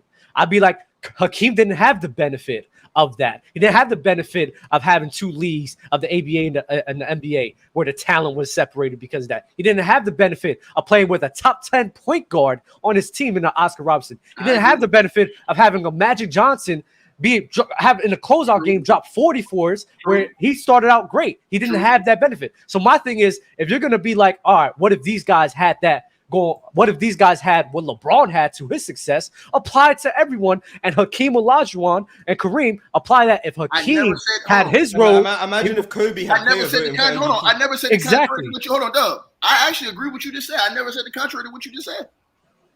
I never said the contrary. Hold on. But let me ask you this question. Here's the real question. Forget about what Hakeem had or didn't have. Why didn't he win when Mike was in the league? He did win when Mike was. No. He did win. He did win when Jordan was in the league. Hold on. When Mike played the full season, Chilltown. Yeah. 6-1 against Jordan in the regular season. 6-1. Yes, it does. Is it Hakeem's fault that Jordan retired? Against LeBron, and LeBron stumped them niggas in the playoffs. Is it Hakeem's fault that Jordan retired? Actually, it does work. Ticket. You know why it works? Because Jordan himself, quote, it's a good thing they can't ever get out of the West. Why is that, Jay? Because I don't know. We don't have an answer for that monster. You really think Michael Jordan was I don't. Yes, I do think that. Yes. I don't think Jordan loses any sleep knowing he had to see Olajuwon in the playoffs. Hey, chill. You're a funny cat. You're a funny cat, chill. As good as Jay is, as good as Jay was, and Jay was at the top. Bro. If you think that he was not happy that he ain't had to see Olajuwon, you are bugging out. Are we realizing that Hakeem is being discredited for Michael Jordan's decision to retire? Yes, that's what we're doing. Shit, Hakeem is being not Michael Jordan. Michael Jordan is not being discredited for retiring. Hakeem is being discredited for winning when Michael Jordan retired. That's what you're saying, Ticket. The only reason why y'all won is because he quit. That's it. It ain't because you were good enough. The only reason why you won is because he quit. That was it. I'm going up what Jay said. I'm not making up. What did he say? What did he say, Chill? What did he say? Once again, Ron, for those who don't know, it's a good thing they can't ever get out of the West. Why is that, Jay? Because we got no answer for that monster that they got. I don't think we can beat them. He ain't say that. End quote. He did say that. What are we talking about? He did not say I don't think we can beat them. Chill's lying about that. I don't know. Once again, I got the quote. He did not say I don't think we can beat them. I'm not sure that we can beat them. He did not say that. And bro, listen, Mike was right when he said we might not have an answer for him. But who had an answer for Mike? That's Respect fine. Respect Vernon Maxwell. Hey, man, Marz. Stop being an asshole today, man. Y'all do. Hey, Doug. Bill Russell's the good. I don't know. Hey, Doug, I know you want to turn up on 100K and look all good and stuff with your Johnson. You know what I'm saying? With your beard and everything like that. I know you want to turn up and get fired up, dog. Hey, bro, Ticket, it's all love. Bring to an ass whooping, boy. Ticket, it's all love, bro. Like, hey, you already know what it is, Doug. But Doug, again, Doug, stop with the Kareem slander because Kareem really had game. He wasn't shooting like Lonzo Ball out there. He had an unstoppable, and he's the only dude, again, Ron saw it when I said this. Kareem Abdul-Jabbar is the only dude that gets discredited for winning a chip with a rookie. Facts. He the only dude on earth that gets discredited for winning a chip with a rookie. Nobody's listening. Crazy. Let's go on to the next time because nobody's listening. Crazy. But Doug, you guys always talk about Magic, but y'all never talk about Kareem. Like he had Magic, Jamal Wilkes, Norm Nixon, borderline all-star, Jamal Wilkes, two-way player, Kareem, Magic. That was a bomb squad, bro. And I think Michael Cooper was on that team too, right? But you just, again, you guys always say Magic. Like, bro, Magic. All I'm saying is if Hakeem had that, we would look at him in a better light. I'm not saying that. I'm saying Kareem, again, Ron heard what I just said. He the only dude that doesn't get credit for winning a chip with a rookie. We'll get to it. He got the receipts. Got some receipts. He got the receipts, boys. Pull up the receipts. Chill bomb. Turn that up. Turn it up for me. I don't hear nothing. You gotta turn it up. Rewind. One more time for the people in the cheap seats. Chill. Put it closer to the mic. To the mic. You gotta put it. No, like to your microphone. Like the mic by your face. There you go. Yeah. Remember, Chill's a bit old, so.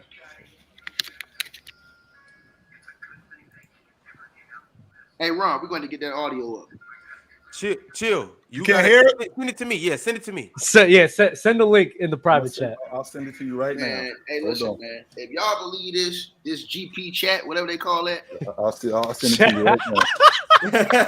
y'all believe this is unbelievable, man. This Chill, is you absolutely. fishing up GP chat. Hey, It's Mike, crazy. we got to get you on the show, Mike, because they ain't here slandering your name. It's not slandering MJ to say that Bill Russell's the GOAT. Oh no, it's slandering MJ to say you use a GT chat to say something he ain't say. But Michael Jordan himself is fine with saying people are better than him. Man, he ain't. Because he never played against them. He ain't. Well, these are his words. He never said nobody was better than him. He just said that he ain't gonna say he the GOAT out of respect for the guys he didn't play against. And I said I don't think you have a problem with him. Yeah, with saying, have a problem. You know who Michael Jordan is, fool? That's Jeffrey Jordan. I just don't get how Jordan gets credit.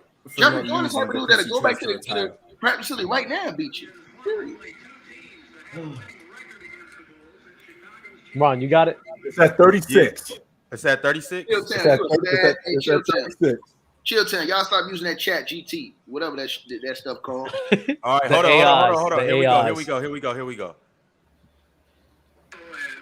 Jackson said, boy, I'm glad we don't have to face them in the final because we have matchup problems with Houston.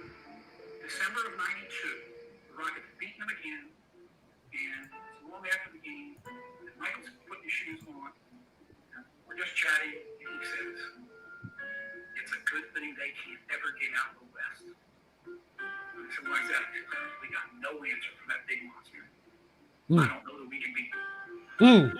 Ticket, he didn't want nothing to do with Lajuan. Nothing. He didn't want nothing to do with him. Ticket, the most disgusting part about this whole game. Period. He didn't want nothing to do with him. Period. This is classic. Let's get to the bottom of this right now. Ron, you just pulled out the receipts. Period. He didn't want nothing to do with Olajuwon. You're going to the jury on this, ladies and gentlemen, because I didn't hear Mike say that. And like LeBron James said, if you ain't hear it come from my mouth, I hate this guy. I ain't saying. Hey, hold on, because I'm gonna actually pull up the actual tape and we're gonna watch all the whole minute of it. Hey, Ron, if the glove don't fit, nigga, you must have quit. Hey, and the only thing I'm gonna say is, and I know Lo agree with me. He said we don't got no answer for that big monster and didn't pause it. Jordan moving down the slot in my all-time list. If the glove don't fit, nigga, you must have quit. All right, here we go. That's a Houston Rockets documentary. What the hell you think they're gonna say? Mm. You come with the cap again. Once again, your ass is found guilty for Get tampering. the fuck out of here. This is awesome. Tampering. He got Vernon Maxwell sitting up there. Fantastic. Oh my God. Vernon Maxwell sitting up there looking like Pookie. We gotta get him out of here. And I'm here.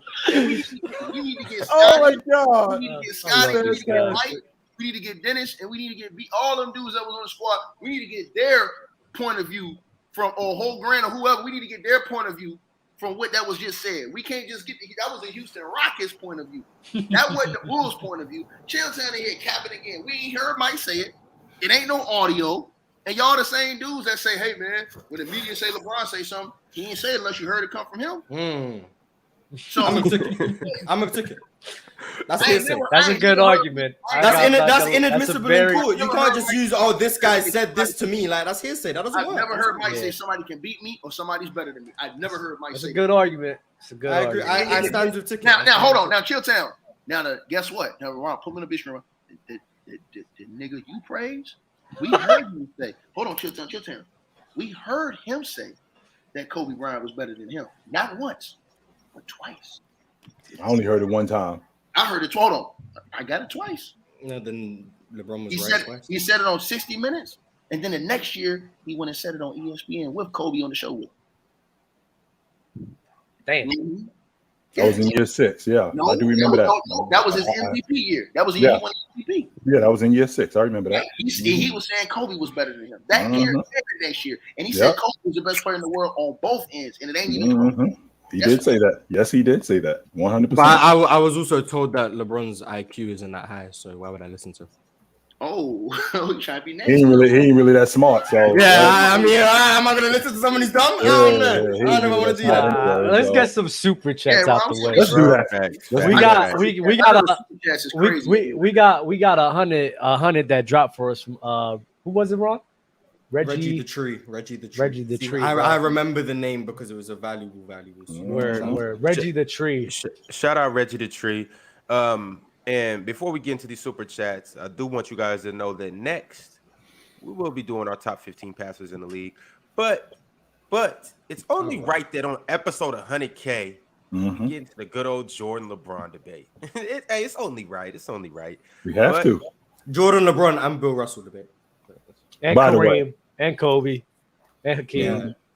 Man, we just got everybody in the top 10, so fuck it. Reggie the Tree with a special super chat. Word. He said, I love y'all. Congratulations on the accomplishment. I legit have not watched sports shows on TV like that since I've been hooked on this channel. Been rolling with my bro Ticket for years. Y'all do so much for the people and y'all are appreciated. Salute. Stay encouraged. Ticket, I don't think you realize, B, how many people you touch, yo. I don't think you do. I think Hey, focus, hold dog. up. Focus, dog. Pause that. He was trying to be sentimental. My Dog. bad. You're ruining the moment. Hey, I Damn, know. I mean, words mean a lot. And Ticket, you touch a lot of people with the stuff that you say. You dig? And people listen to you, and they listen to you on a grandstand. It ain't just like that 100K that you got. I mean, the followers that you got, that's just not the people that follow you. It's people who listen to you all over the world, B. And I think you should, I definitely think you need to recognize more how many people you touch, my man, and how deep it is with you, how people follow you, how they dig your content, how they listen to your basketball takes, how they listen to your knowledge. You necessary, Ticket, a lot more than you think you are, B. Bro, I appreciate that. Listen, when I seen what y'all was doing over here, Chill Town, like Shaq pulled up on my channel because I did a video on y'all on something that had happened and y'all was on the news and stuff like that. I did a video. So Shaq came over and chopped it up with me and was telling me to check out the channel and stuff. So I started checking out you guys all on the channel. I started checking y'all out. I was like, hold on, man. I said, bro, these niggas, we ain't capping for LeBron too much. I said, this would be perfect for me because I need to come in here and you know, it could bring some real good balance to the show. And people didn't understand it at first. People don't like it when somebody just come in and it's starkly different. But it was so great, like everything that we got together, the chemistry that we built together and we got together, man. Like even me and Marz and stuff like that, bro. Like the beef, the wars, all that other stuff, bro. That's the passion for the game, the passion for the debate, the art of the debate. That's what makes a show great. If we was just in here boring, you guys wouldn't want to watch. You guys would do the same thing y'all do to ESPN. If I didn't come in here and cook sorry ass Fluent every other day, you understand what I'm saying? And pull up on the show whenever I want to and get in that. You know what I'm saying? It's just facts. You feel me? You feel me? So yeah, I love everything that you guys, like I said, everything you guys bring to the table, especially guys like you know, Marz, Fluent, Chill. Like I said, man, everybody, man, then Low, he brought, and then like I said, Chill, me and you, man, from day one, bro. You know what I'm saying, man? This is how the table was set. You feel me, dog? And that was epic. I think that episode, you go back, that probably got like 100,000 views on that segment, man. You did over that by now. You know what I mean? Oh and my God. Sometimes, and I just look at it like, damn, dog, like we 9 months in now. So that's how a conversation works. I talk, you listen. You talk, I listen. Oh, I was like, hold on, he got that in him? All right, cool. I had to see what you was made of because they said you was the big dog. They said I know, I peeped it too. Yeah, Shaq told me on that. Shaq told me, he was like, yeah, no, Chill. He was like, no, Chill Town. You know, Chill has he's that guy. You know, I'm like, man, show me this dude, man. That was what you call it, Ticket. That was walking on the floor and bowling me in the chest. Let me check this dude's temperature. let me see what this dude is made of. Let me see what he's about. Technical words and stuff. Chill Town got his little whole gimmick. Like this let me see what this dude is. Oh, so this dude really one of us. He just got a suit on. He think he's slick. Right. All right, okay. Right. I'm on to him.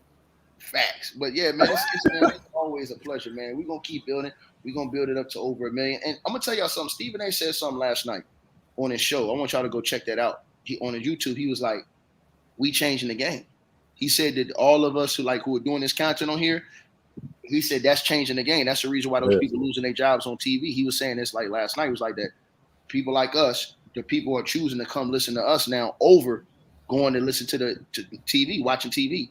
And Chilltown, that's great right there. You know what I'm saying? That like the people are listening to us and listening to our opinions, because at first we never really had this before this whole stuff started, like where we could come on and just do our own thing. We never really had to be able to get our voice off, our opinions off. And I think that's what the people like the most, is that it's a lot of different people that can come in and really give their point of view instead of you just listening to one or two people on TV and then you have to go with whatever they say or however they feel and you can't really get back at it. You know what I'm saying? So yeah, it's a great thing. I know it sounds crazy, dog, but there was a time when all of this stuff, all the information that we got, we had to wait for the newspaper.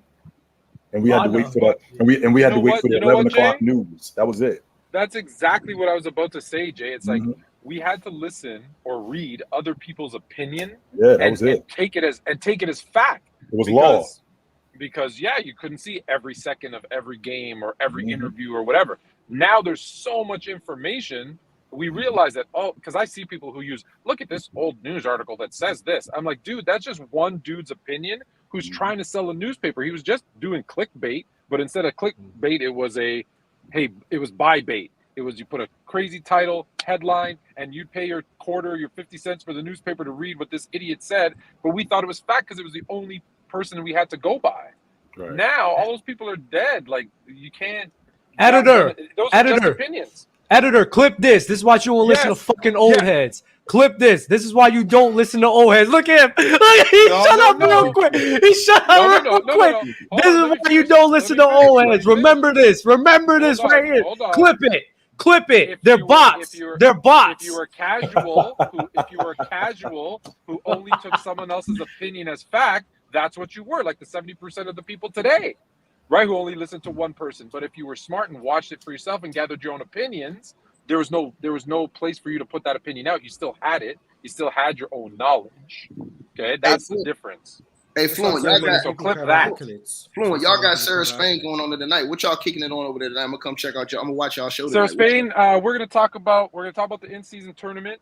We're gonna talk about kind of NBA in general. Of course, we're gonna talk a little bit about our Bears because Sarah and I are both Bears fans, and we're gonna talk about Jay's crush on her. How do you guys don't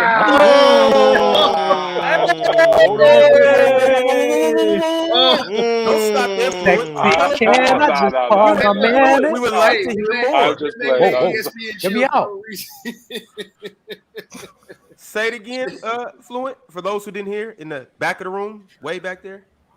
Jay's what? Well, we're gonna Jay. I should have never said nothing about Jay's that. crush on her. Jay's little crush on her. I should have never said nothing about that. No, you should have. I should have kept that. That I should have kept to myself. Oh my god! I should have kept that to myself. We got that in 4K, Jay. I should have definitely kept that to myself. Hey, look, chill. That's another thing that's killing the game.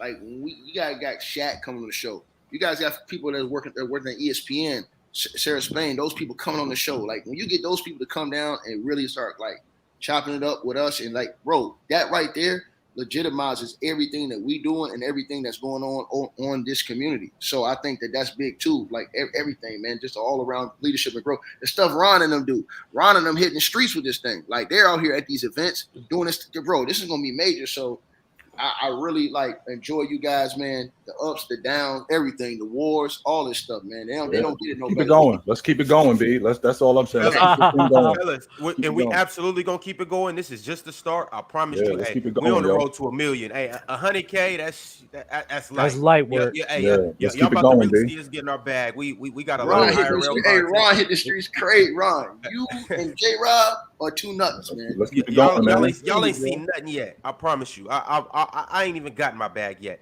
But fellas, it's the 100K episode, so I must go back to a throwback moment, a special moment. I love this. I see this shit. We all seen it, but I don't know if you guys really remember what actually happened on this special day where the panel. Hey, this wasn't even a panel yet. It was the Jason Williams show.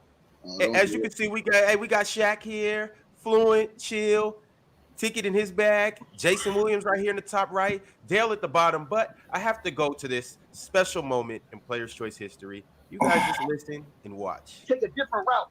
then the real GOAT Wait. All right, here we go. to get the greatness, baby. If Michael Jordan wore sneakers and LeBron James took a private jet to the same place, you can't say you great because you took a different route than this guy did. No, if I'm great, I got to put on them same shoes he put on and take it the same route. And LeBron had that option. He didn't do that. He switched up. He had to go form super team. He had to pick his team, and the man still lost 6 NBA finals. So what about all them NBA finals lost when he was picking his own team? What if Mike had to pick his own team? What if Mike had to put the best players on his team? Oh shit! The shit I just talked about. In the NBA finals, Yeah, ticket. come on, here that's all cap. Headshot. With Michael Jordan, Are you done? Why is Ron Michael Jordan started the point. Michael Jordan was averaging the triple-double, so they took him off the point. Georgetown sports know that. Are we done? Triple-double, so they took him off the point. That's a fact. So we're not going, and then when you look at career stats, y'all act like LeBron just blowing them out the category with assist, 2 assists more, 1 rebound more. Okay. That ain't nothing. Mike played in a tougher era. Fact. He played through more physicality. LeBron James tried. He ran. He went to a dude in D-Wade that was already a world champion, already a finals MVP. He picked another dude that was top 5 in his draft class with Chris Bosh. That showed weakness to me. That don't show strength. The motherfuckers I know, they really want to go through it. They really want to go through the grind. They really want to see how great they are. That's why I respect dudes like Giannis Antetokounmpo. Why? Because he didn't run. He didn't go stack the game. Here we go, y'all. The best guys on his team. That's what you see in LeBron and KD and all these dudes do. Run around here, run to the greatest team, win a championship, raise their hand and say I'm the best in the world. No, motherfucker, you got to go through the same grind and all them other dudes did. The same shit Reggie Miller had to do. Now, stop right there. Hold on. Stop right there. We done. Okay, you done. Now, well, you about to hear it. Now you about to hear it. Now you about to hear it. Now you about to hear it. You want this fight, motherfucker? You got it. Okay. Now you about to hear it. Oh yeah. So here's the story. Now you start this conversation, this bullshit logic. You start this bullshit logic with Michael Jordan getting ran over by the Boston Celtics. First of all, that was in year 3. That wasn't in year 6 or year 7. I ain't done. A conversation works. You talk, I listen. I talk, you listen. You listen. Fuck why? I'm talking. Now.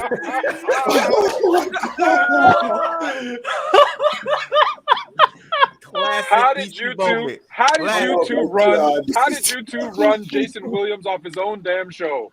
You ran Jason Williams off his own God. like, That's greatness, man. That's greatness. Like, I can't compete with these guys. I can't compete with these guys. That's greatness. I don't know why y'all didn't chop that up, Ron, and put that on the video already. That's great. Oh shit, that was that's pure greatness right there. That's all that is, man. That's 2 heavyweights going at it. That's real. If you couldn't handle that, if you can't handle that, then you bro, go. that would have been the biggest show in the world. That would have been the biggest show in the world. But guess what? We're gonna still do it. We're gonna still do it. You feel what I'm saying? You know why? Because Marz leveled up.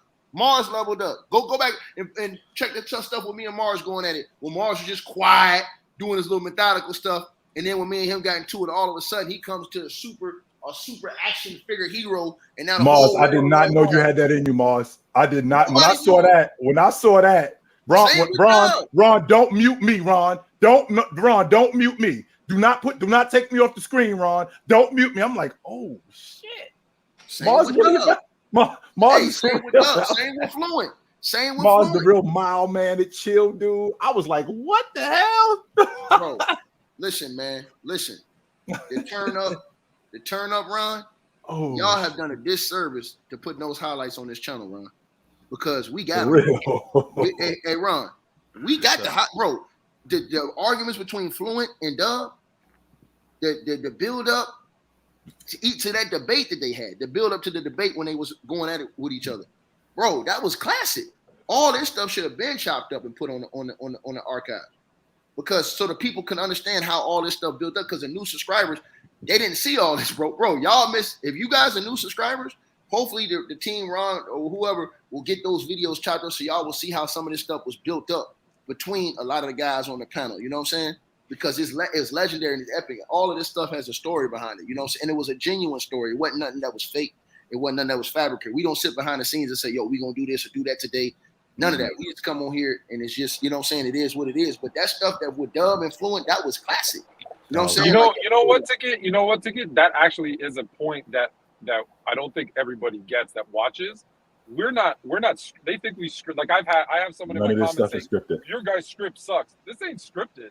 Yeah, this ain't Especially in the scripted. beginning, we didn't know each other. We pushed the limits on each other. I said stuff to Dub that was wrong. Dub said shit to me that I was like, dude, who the fuck are you talking to me like that?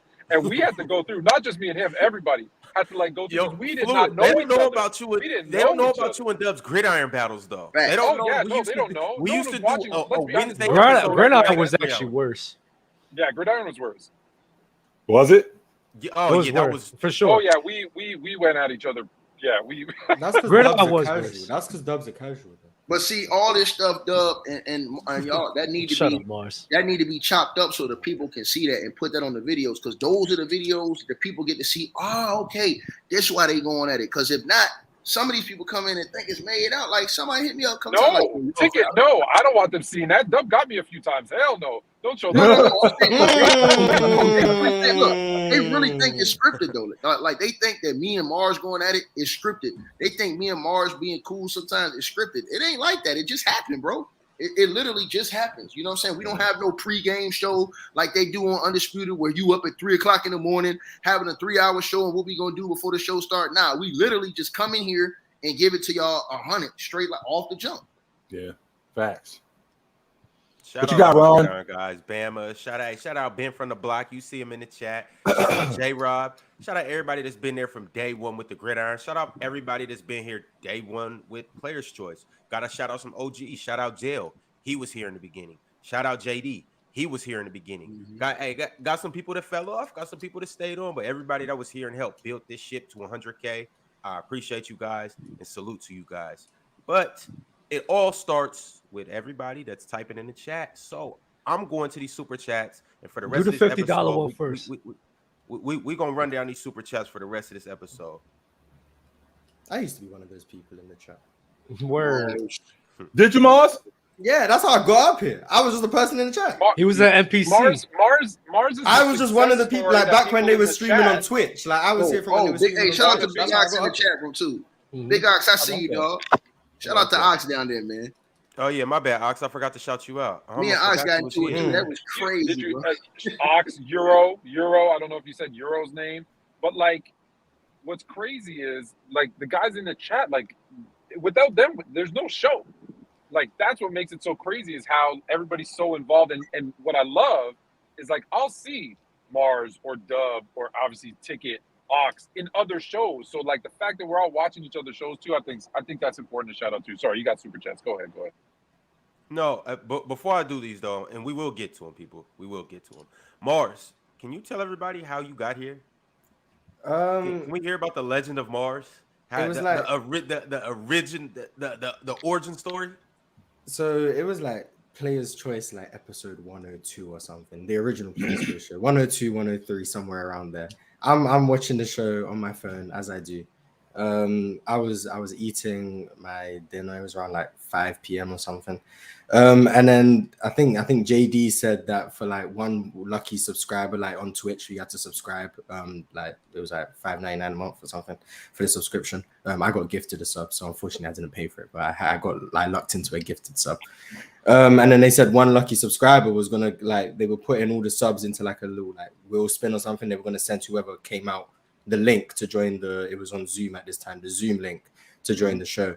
And then I was just watching. I didn't think it was going to be me or anything. I'm just eating my dinner. And then I got like, I think it was called Whispered or something, like in the private chat, that I got sent the Zoom link. And then obviously I didn't know what was going on. So then I saw the Zoom link. I was like, oh no, I have to run upstairs, get into my room. I didn't have a setup or anything. I just pulled up on my phone. There was no hoodie as well. So this was before hoodie Marz even became a thing. I pulled up. Dub was there, Ron, JD, Shaq, I think Del was there, and then they said, what's up? The first words I said was, what's up? I'm English, by the way. And then Dub went crazy, like, oh, that's crazy. And then we just started talking basketball. Then I read the chat. Everyone was like, oh, we like this Marz guy, bring him back. Then Shaq hit me up on the side. It was like, oh, do you wanna like come back for like the next show or something? And then I kept coming back, and then Shaq really made like all of this possible for me, because when the chat was like saying bring back Marz, Shaq would message me on the side like, oh hey, what do you need for your setup? Obviously, because I was on my phone at this time, And like no one knows this, and I don't know if Shaq wants me to like disclose this, but Shaq got me my microphone, Shaq got me my webcam, Shaq like he doesn't share these stories or anything, but Shaq really like did everything for me to be up here. So shout out to Shaq for like making all of this possible, because he doesn't get enough credit for all the work he does behind the scenes. So Shaq's like one of the main reasons I'm up here, also alongside Getting Lucky, and then you guys messing with me as well. I mean, you guys could have just said you don't like me, because I know there's a bunch of people who came up after me who never, like, no disrespect, they didn't stick around and stay here and become a fixture in the show. Now I have a show with Dub Open Gym, like all of that stuff. So I appreciate all you guys who were messing with me from the jump and made like all of this possible. Yo, amazing story, Marz. Amazing story. And it was fate that you got up here, but it was talent that kept you up here. It was skill. It was your wit, and a little bit of your accent, maybe a lot of bit, but something had to do with your accent as well. But I mean, yeah, if I was from the US, maybe I wouldn't have made it this far. So facts. The hoodies too, the hoodies as well. But we got another goat up here in and of himself. We got the Bama. PC's goated. PC's goated NPC. You know what I'm saying? I'm the number one. I got the golden NPC title. What's good, y'all? I'm up here at work slaving. I would flip the script up here at school. You know what I'm saying? I'm a regular person. But I like the haircut. Had to come in. You like my haircut, baby? I ain't got no hair, baby. I told you I'm bald. That's how I can mess with all the mamas and aunties. You feel me, baby? That's what I'm up here for, baby. You know what I'm saying? But yeah, bro, 100K. Me and Ron, we still need that ones. Hey, the end of July almost getting here, little guy. Bama, you better stay off the court with me. Hey, we are shooting IRL content. Y'all about to really see whether I can hoop or not. Really, rumor has it Bama's the shortest guy on PC. Rumor has it Bama's the shortest guy on PC. I'm not the shortest on PC, and y'all gonna stop saying that. I'm taller than you, man. That's impossible. Rumor has it you're 5'4". I'm not saying whether or not that's substantiated, but that's the rumors. And nothing wrong with my short kings out there. That's the whip, nothing wrong with my short kings, but so first off, all right, we gonna get this squared away. I'm 5'6", and I'm the most athletic on the show out of everybody. So we gonna say that. And when we shoot that content, that one-on-one, me and Ron, when I scrape you up, that's all I want you to do. I want y'all to post me on the page. I want everybody to know that Bama really is that deal. All the short jokes go out the window. And matter of fact, after I do that, a lot of you goated members, y'all gonna have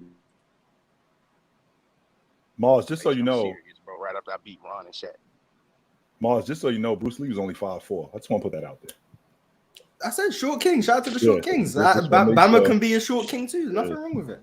Just Napoleon was he just didn't get the height genes. I got it's okay. It's okay because my daddy was 6'6", so it'll go to my kid. And I still had the bench press record of 225 or 31 reps. So it skipped him, matter, bro. It skipped him. Yeah. The height just skipped him. It did. No.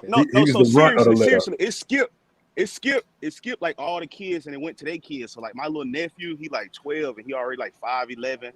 Like that shit crazy. Shit is crazy. He be bullying you? Nah, come on, man. Can't nobody bully me. Looking up to your nephew like that is crazy. I'm the bully. Nah, that's all right. I still got that shot. That's all that matters. I'm Dame when it comes to that. I'm Dame Dollar when it comes to that. So you don't make it when it matters. Okay. PC weekend coming soon. We'll be able to see. Oh yeah, look, you got to be Marz first. You got to be Dub first. I'm not playing them. You got to be J-Rob. Bro. I'm not finna waste my time with them. But Dub's in your height class, though.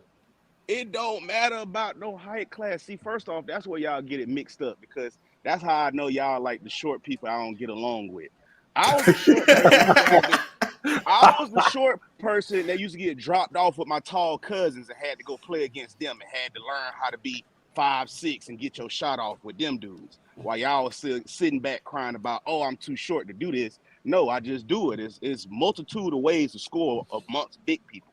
So that's why I'm saying I'm not going to play somebody I know I can beat. I'll conquer every short person there is. I'm the golden short dude. So next up, Ron, Shaq, Euro, Dale, Fluent. We can have a shooting out competition because I know that hip kind of stiff and them knees will be 40 on it. So we can just have a shootout with the old dudes that jump or something serious. But Mhm. man, ain't nobody up here beat me in no hoops, especially no bigs. I know Ticket probably like 16. I know bigs is beating me. That's just out of this. So Ron, you better have them old shoes when you had the little bitty mini dreads. Them hoop shoes you had back then. You better wear them. You better wear them. Hey, mini. Matter of fact, I might cut my shit and go back to mini dread run. But hey, Bama, appreciate you for coming up here. You good to chill, bro. but we do got to get into these super chats, though. Yes, sir. Bro. For the people. Love y'all, All right, man. brother. Peace out, y'all. Good to see you, brother. Be easy, All right, bro. I'll see you in a couple weeks. Yeah, man. That boy ain't finna pull up. You know what time it is. Back to this 50 ball from Guts. He said, congrats to y'all. Showing my final support for a bit. All y'all are enjoyable and engaging. MCF. Marz, Chill, Fluent, Ron, Dub. Dale. And Ticket. Dell and Ticket? Dell gets No L? No L? Damn, low. Though brother Ticket be wilding a bit with his language, my brother Dub, I'm going to see you in a year when it's ring time for the Dawn or to Remorse. Salute to you, brother. Appreciate your support, man. Thanks, brother. You be safe. What's he talking What's about? ring time for the Dawn? I don't fucking know. I wonder why you just said appreciate the support. Okay. I was trying to play it off like I knew, but fuck it. I guess we're not. You gotta let us know who the Dawn is. I think you might talk about the anime. That the Guts is from an anime, but I'm not sure what it is. I'm not. Okay. All right, keeping it moving. Ladarius Mumford said, chill, you you mind taking over the reins for me? Y'all wild with this, B. Y'all for real wild with this. Y'all can read it. Y'all can read it. Y'all wild with this. B Souls tapped in. He sent the empty super chat. Thanks, brother. Appreciate you. With the real super chat and said, "Forgot the message. LOL. Shout out PC for 100K." Shout out to Bezos too. Me and Chill pulled up the other day on his channel to do that. Use the casual little game thing. Yeah. Low ended up winning for anyone who doesn't know, but it was very fun. I pulled up, went away from PC, lost, which is why I stay on PC all the time. But it was good. That was dope. Yeah, that was dope. We had some good conversation. Yeah, shout out to Bezos. Hey, can you guys send in player comps for everybody up here? Obviously, Low, Damo, Ox. Send in player comps for everybody. I'm saying that in light of this next question I'm about to ask Marz. Are you kind of like how the Warriors were last year? Are you like Steph, like at home you charge? Just can't win on the road. Yeah, you go on the road and it's kind of. I'm gonna be. What I think happened was, I think I was doing okay talking about basketball. Like, I think if I stayed on topic talking about basketball, I think I probably would have won. But I wanted to push an agenda about why analytics would ruin basketball. So instead, I went away from basketball topics, which is my specialty. Started talking about the basketball community as a whole. And the guy who I went up against, Gifted Hoops, I'm giving him a shout out on PC. 2,000 people here.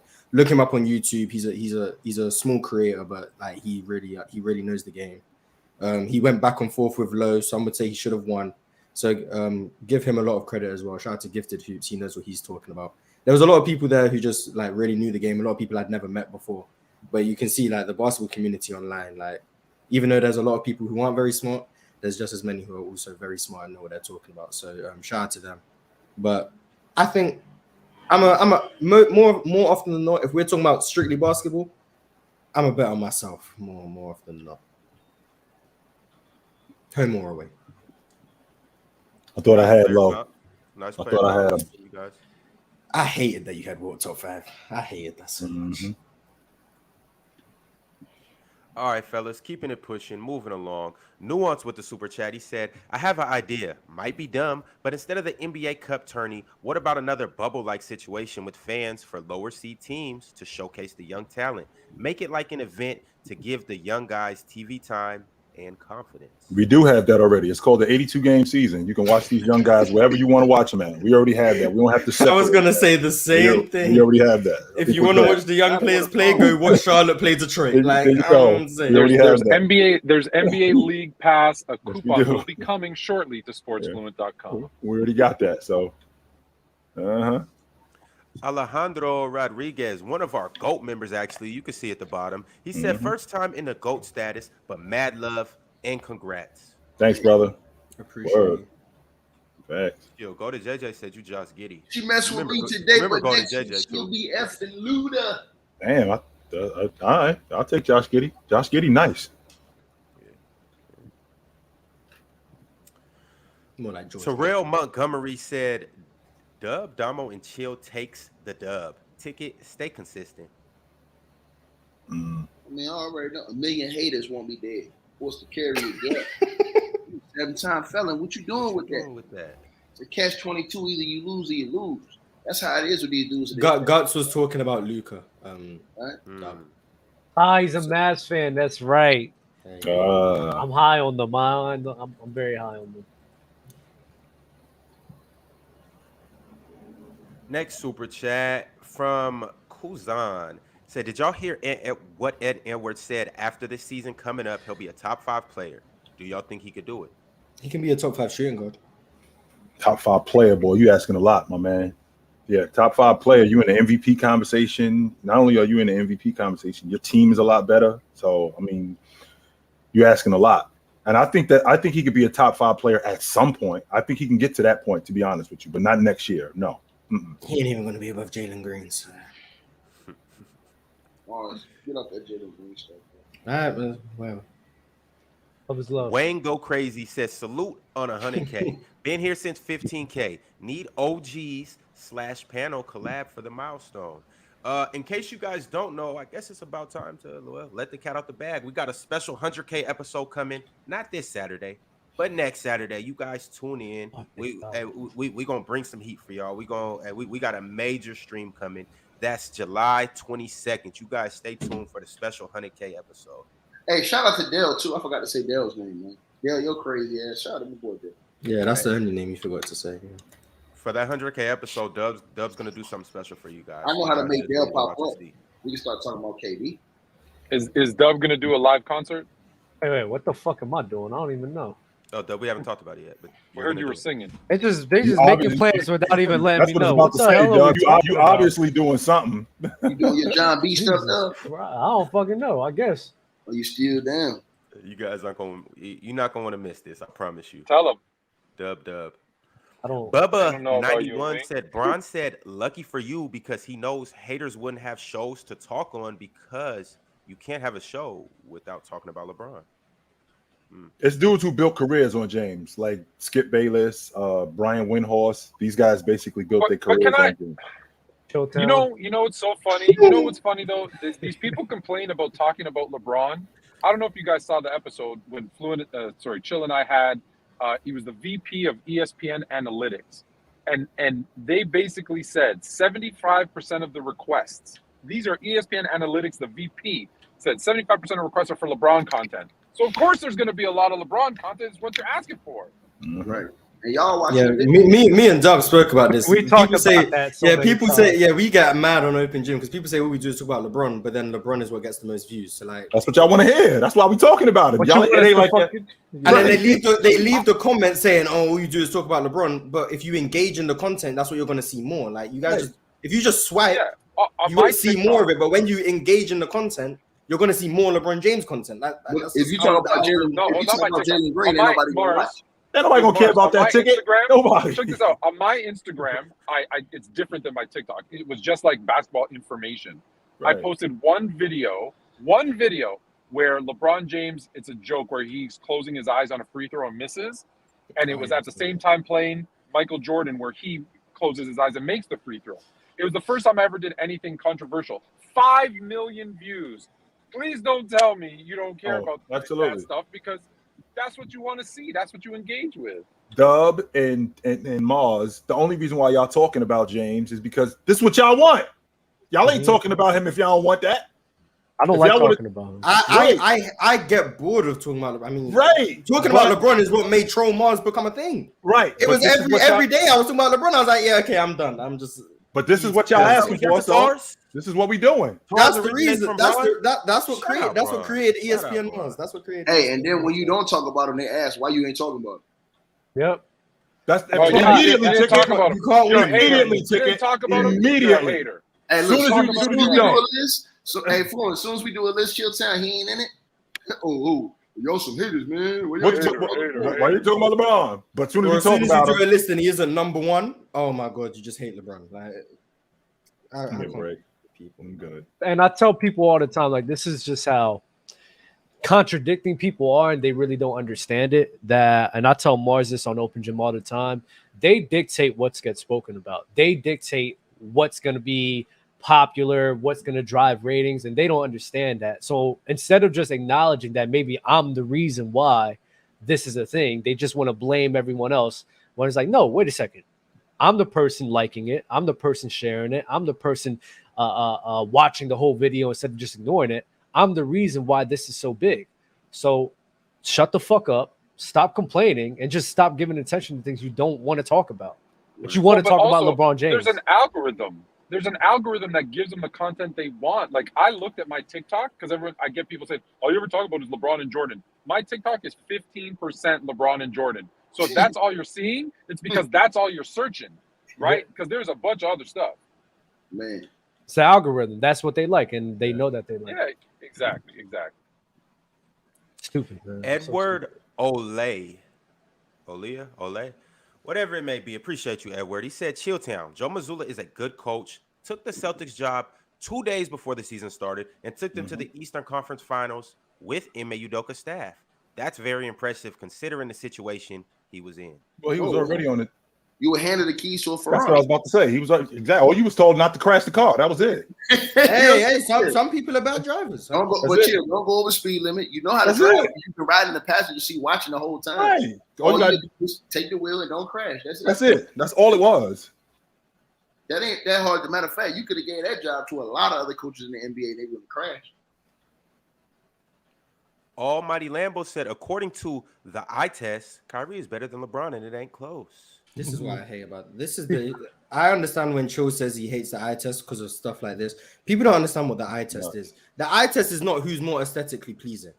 If you prefer to watch someone, that doesn't mean they're better on their. It doesn't. The eye test. The eye test literally means making your opinions based on watching people play. If you watch someone play, you can see their strengths, you can see their weaknesses, and you can see what makes them good, what makes them bad, how you can scheme defenses against them. For example, LeBron James, based on the eye test, you can see that this game plan against LeBron is to not let him drive, go under ball screens, try and keep him out the post, blah, blah, blah. That's eye test. Not, oh, well, Kyrie has more fancy dribble moves, so he's better. That's not eye test. That's just you enjoying That's not what eye test is. People just don't know what eye test is. I loved watching Allen Iverson, but he's not a better player than Tim Duncan. Yeah, like people don't know what eye test is. Yeah.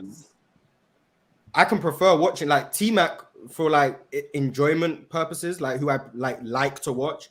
Tracy McGrady is in the top 5. Based on the eye test, he's not a top 5 player ever. That's not the same thing. Who you enjoy watching and who are the best players, when you watch them, is 2 different things. Completely different things. But people whenever people say the eye test, for some reason they get stuck on, oh, you're saying eye test, so it's automatically offense.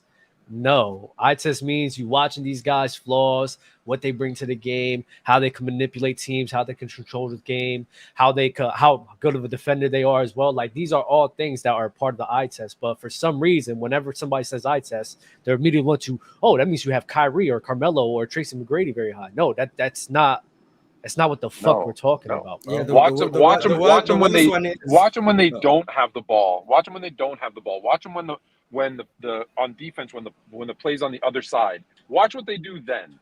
That, like, all of those things are eye test, not just wow. Right.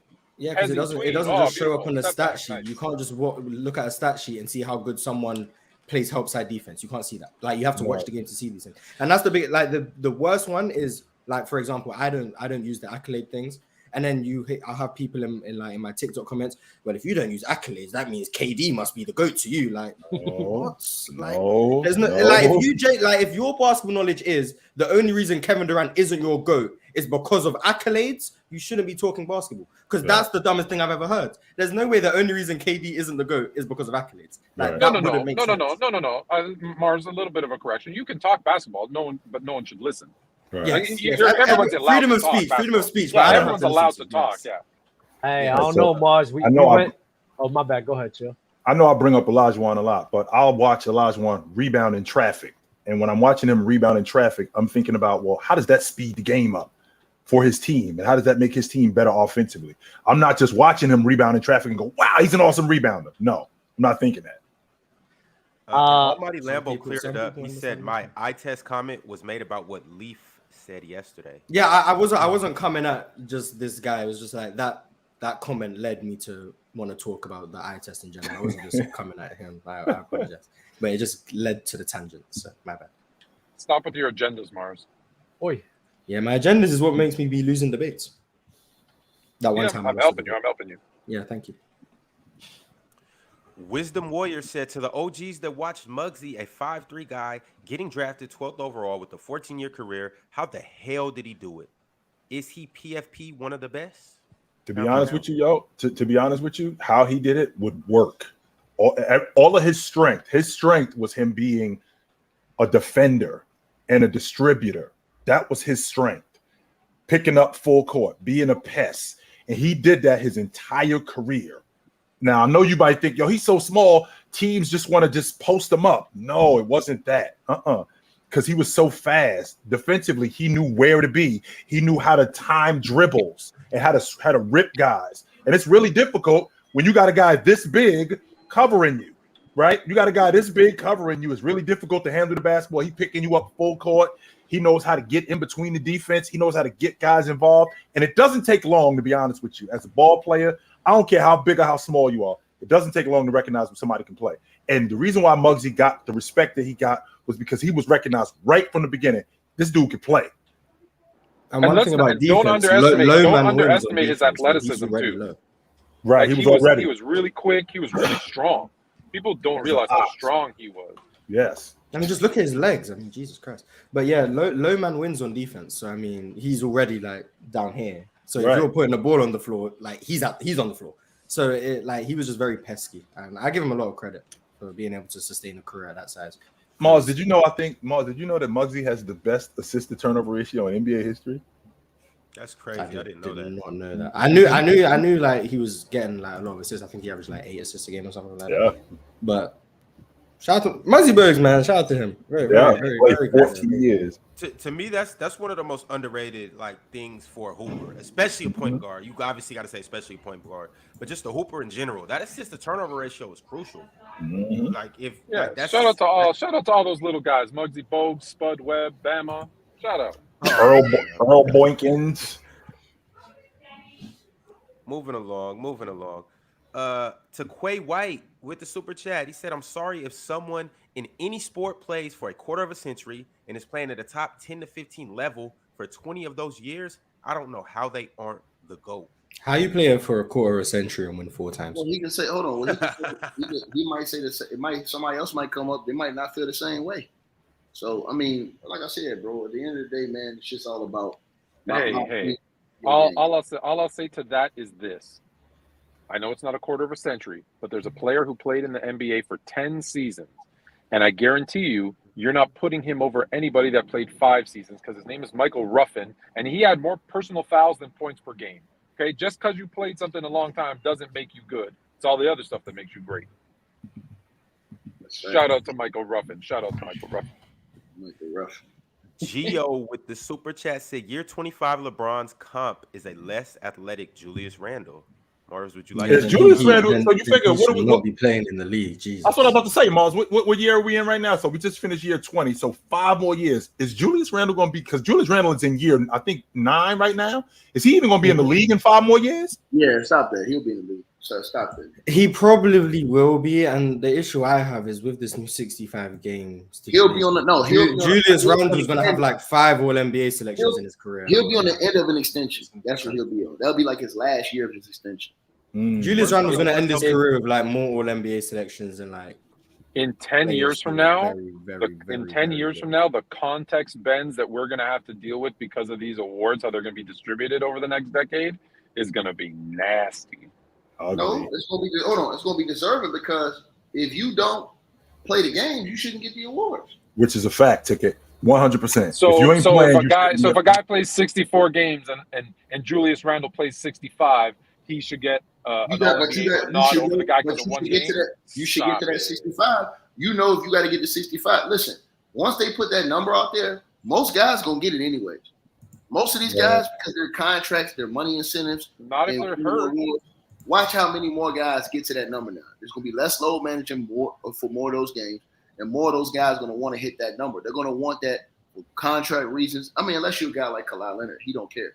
He just, you know what I'm saying? But I'm just saying, the other guys, they do. The other guys who got deals, these are incentives that you have to have in your contracts, and they're doing that for legacy purpose. These guys want to look back and say, look, I was all NBA this many times. I was all this, all that.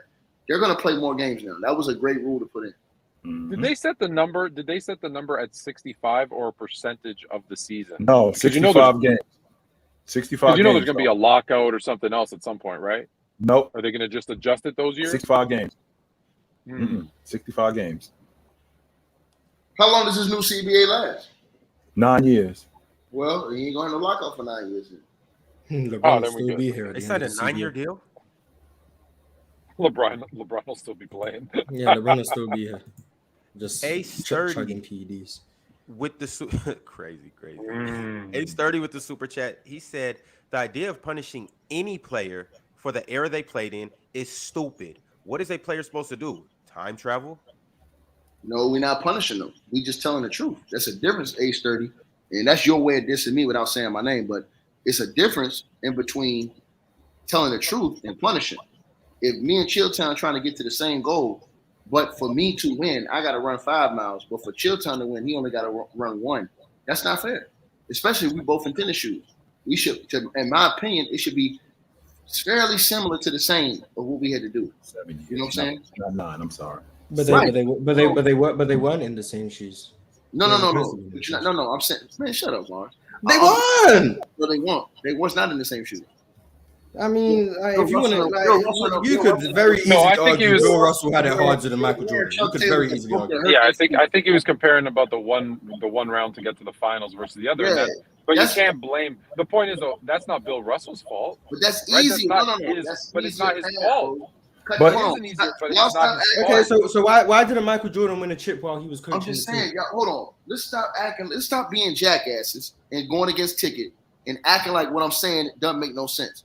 When you only have to play 1 round to get to the finals, that is way less difficult than having to play 3 rounds. We're agreeing. No, see, this is the thing. What you're saying makes sense, and I'm not arguing with it. I'm just saying what you're saying makes sense. But how is that Bill Russell's fault? He didn't choose. No, I'm not saying. Hold on.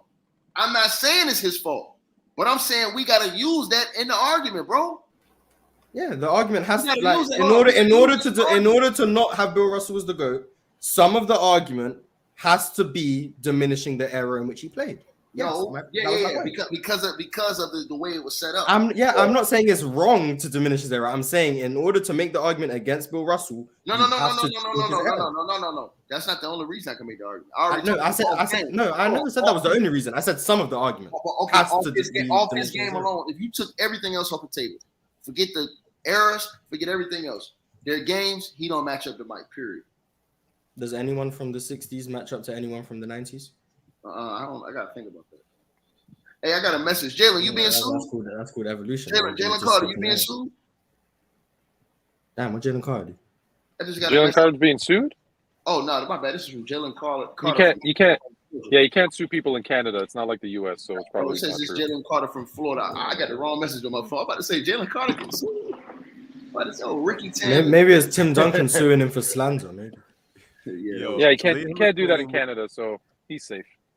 Liam McLean with the super chat. He said, Chill should make a t-shirt with meat and potatoes of the game in a bucket of extra crispy and a 6-pack. LOL. You know what? We tried that. We had a whole line of t-shirts and hoodies, and y'all didn't buy it, so we canceled that. So that's your fault. Damn. Wow.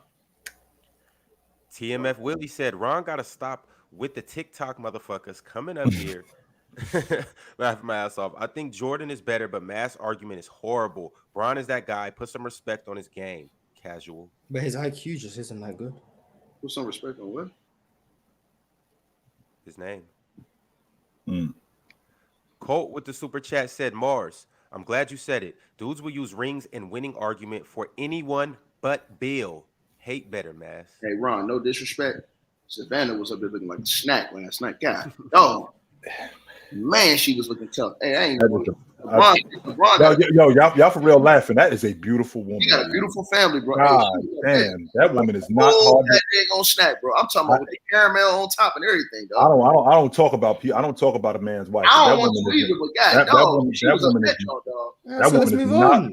Okay, I just want to say I don't want to move on. I want to say that woman is not hard to look at. She is beautiful. Yes, she is. Hey, look, she over time. She looking good. Shout out to LeBron James, man. Mm-hmm. Edward, yo, ticket. I'm just keeping it. Hey, I'm just keeping it real. What everybody was thinking last night. I'm keeping it real. Ron, Ron, come on, man. When you shout out LeBron now, of course, because when you see a dude who got a bad chick, yo, you gotta shout him out. With your family in order like that. Yeah, you gotta shout. You gotta shout him out, yo. Bro, I gotta shout him out. That's respect, B. 100%, B. That's why he's the good. That's why. And she hold him down too. Like yes, she do. Yes, she does. He didn't go. No, she said he didn't go. She said respectfully. I said, oh no, she didn't. Dog. Go ahead, Savannah. Mm-hmm. Edward Olay said Chilltown. D White averaged 40, 50, 90 in the playoffs this year. He also started for the Spurs when they took Denver to 7 games. Malcolm also averaged 40, 50, 90 in Indiana. You mean 50, 40, 90? Oh, I'd assume so. He said 40, 50, 90, but probably 50, 40. David C. said Chef Ticket is cooking. You already know. Football Breakdown said Mass with the level 1 Bron hate. Laughing my ass off. Hate better. Mm-hmm. Almighty Lambo said Ticket and Mass got to be the ultimate LeBron hating duo, and their reasoning is so easily disproved with logic. No, it's not. I'm just showing LeBron love. How I hate. Facts.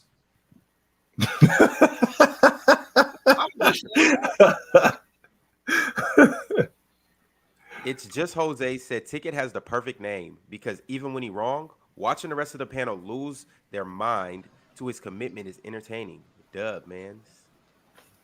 W mans. Mm-hmm. I'm a G in real life.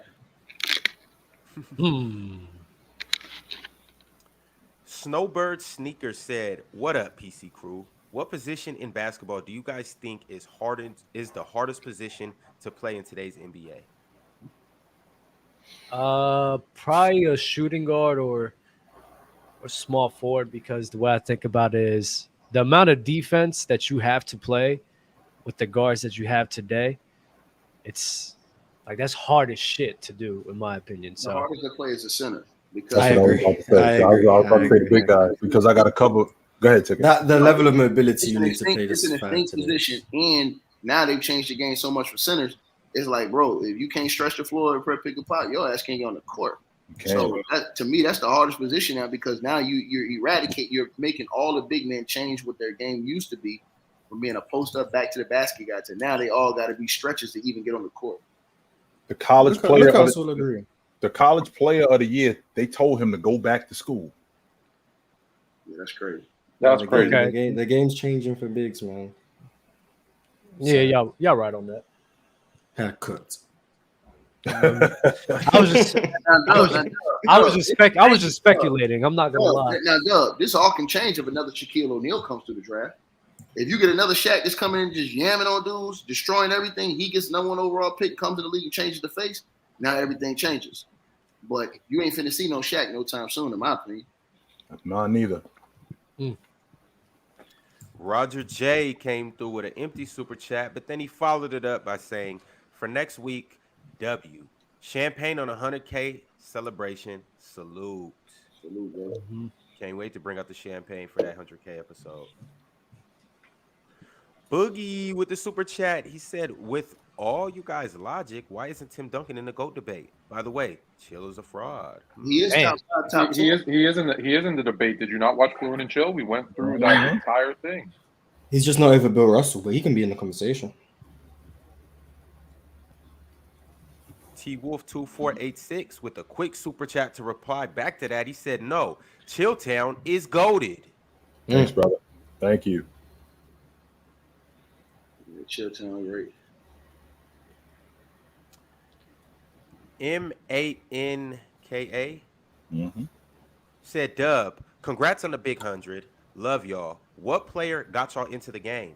I'll go first. For me, it was Fear the Beard Harden. Congrats and keep going.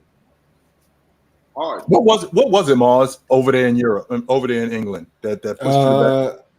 Well, what pushed me was probably Steph. Steph, like, it was Steph's unanimous MVP year that really got basketball popular in the UK. He was going viral because I don't know. In America, it seems like everyone's 6'10", but in the UK, we're not very tall. So Right. most people are like 5'9", 5'10". You see this guy shooting from 40 feet. Like, it made people want to play basketball. So basketball became really popular around 2016 with Steph Curry doing what he was doing, and then obviously KD joined Golden State, and that's when I started watching. So probably have to give credit to Steph Curry. Dub. D-Wade and Shaq. 06. Bandwagon. Yep. Join the club. Never hopped off. Balls. I did. Yeah. My uncle What got player me. got you in the hoop? Oh, everybody knows mine. It 1980. It was Magic. It was Magic. 1980 Magic. Yep. It was Doc for me. Yeah, it was Doc for me. My uncle introduced me to Walt Frazier and Doc, and I was on the hook. How did you guys watch the ABA? The ABA had already by the time I was actually starting to watch the ABA Was already folded, gone. Yeah, it folded in '77, so I wasn't old enough at that point. It had already folded. He wasn't born in the 50s, Marz. I was not. I'm not gonna lie. Beyond like 1990, Or the every year is the same to me. Or the '60s, neither, Marz. I was not. If you were born before 1990, you're just old. Like, that's the category, and just old. Like, that's all it is. Yo, Ticket, who got you in the hoop? My dad. Word. My father just taking me to the court. Word. I mean, that really would start me in basketball. It just, because my father was a big time football player, but he never forced football on me. You know what I'm saying? And so I just, gained a love for playing basketball, and he just took me to the park. Or I just go out to my best friend's house who lived across the street from me every single day, and we play. Like, he had the goal attached to the side of his house. You know what I'm saying? And so we did all day, every day. You know what I mean? And then that's what really started getting me to watching the game and stuff like that. So it wasn't no particular player in the NBA. It was just encouragement to go out there and do something with your life. And that's where the confidence comes, because Ticket don't know what he's doing. Ticket don't really know if he could play, but his pops telling him he could play. So his pops showing him, his pops taking him to the court, and he like, yo, my man can play. And Ticket like, oh shit, he think I can play, so I'm gonna play. Same thing happened with me with my uncle. I don't know nothing about West Side Park or West 4th Street, but my uncle taking me to these parks, and he think I can play. He like, yo, go out there. I used to get him to drop me off too. I used to get him to drop me off at the park. Like, he'll just take me, drop me off, and then come back later on and pick me up. You know what I'm saying? And that's how it would go. And I would just always go. And then when I got a car, I just went up there on my own.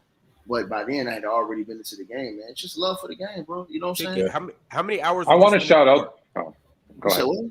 How many hours would you spend at the park? Every day, like 4 or 5. So, and if it's on a weekend, like 6, 7, 8. Time will fly back. Time will fly fast. Straight. Wrong. Ticket. Nap at the gym. That stuff that Ticket talking about, like going to the park, like during that time, we wasn't hard to find. Just find out where to run at. That's where you'll find us at.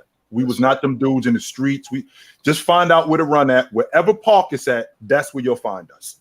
I remember riding my bike around with a basketball in between, like, the frame. Yeah. And just going park to park to see where's the most people so I can go play. But I wanted to say, because I said Magic, but I did want to shout out, it didn't affect me, but Vince Carter.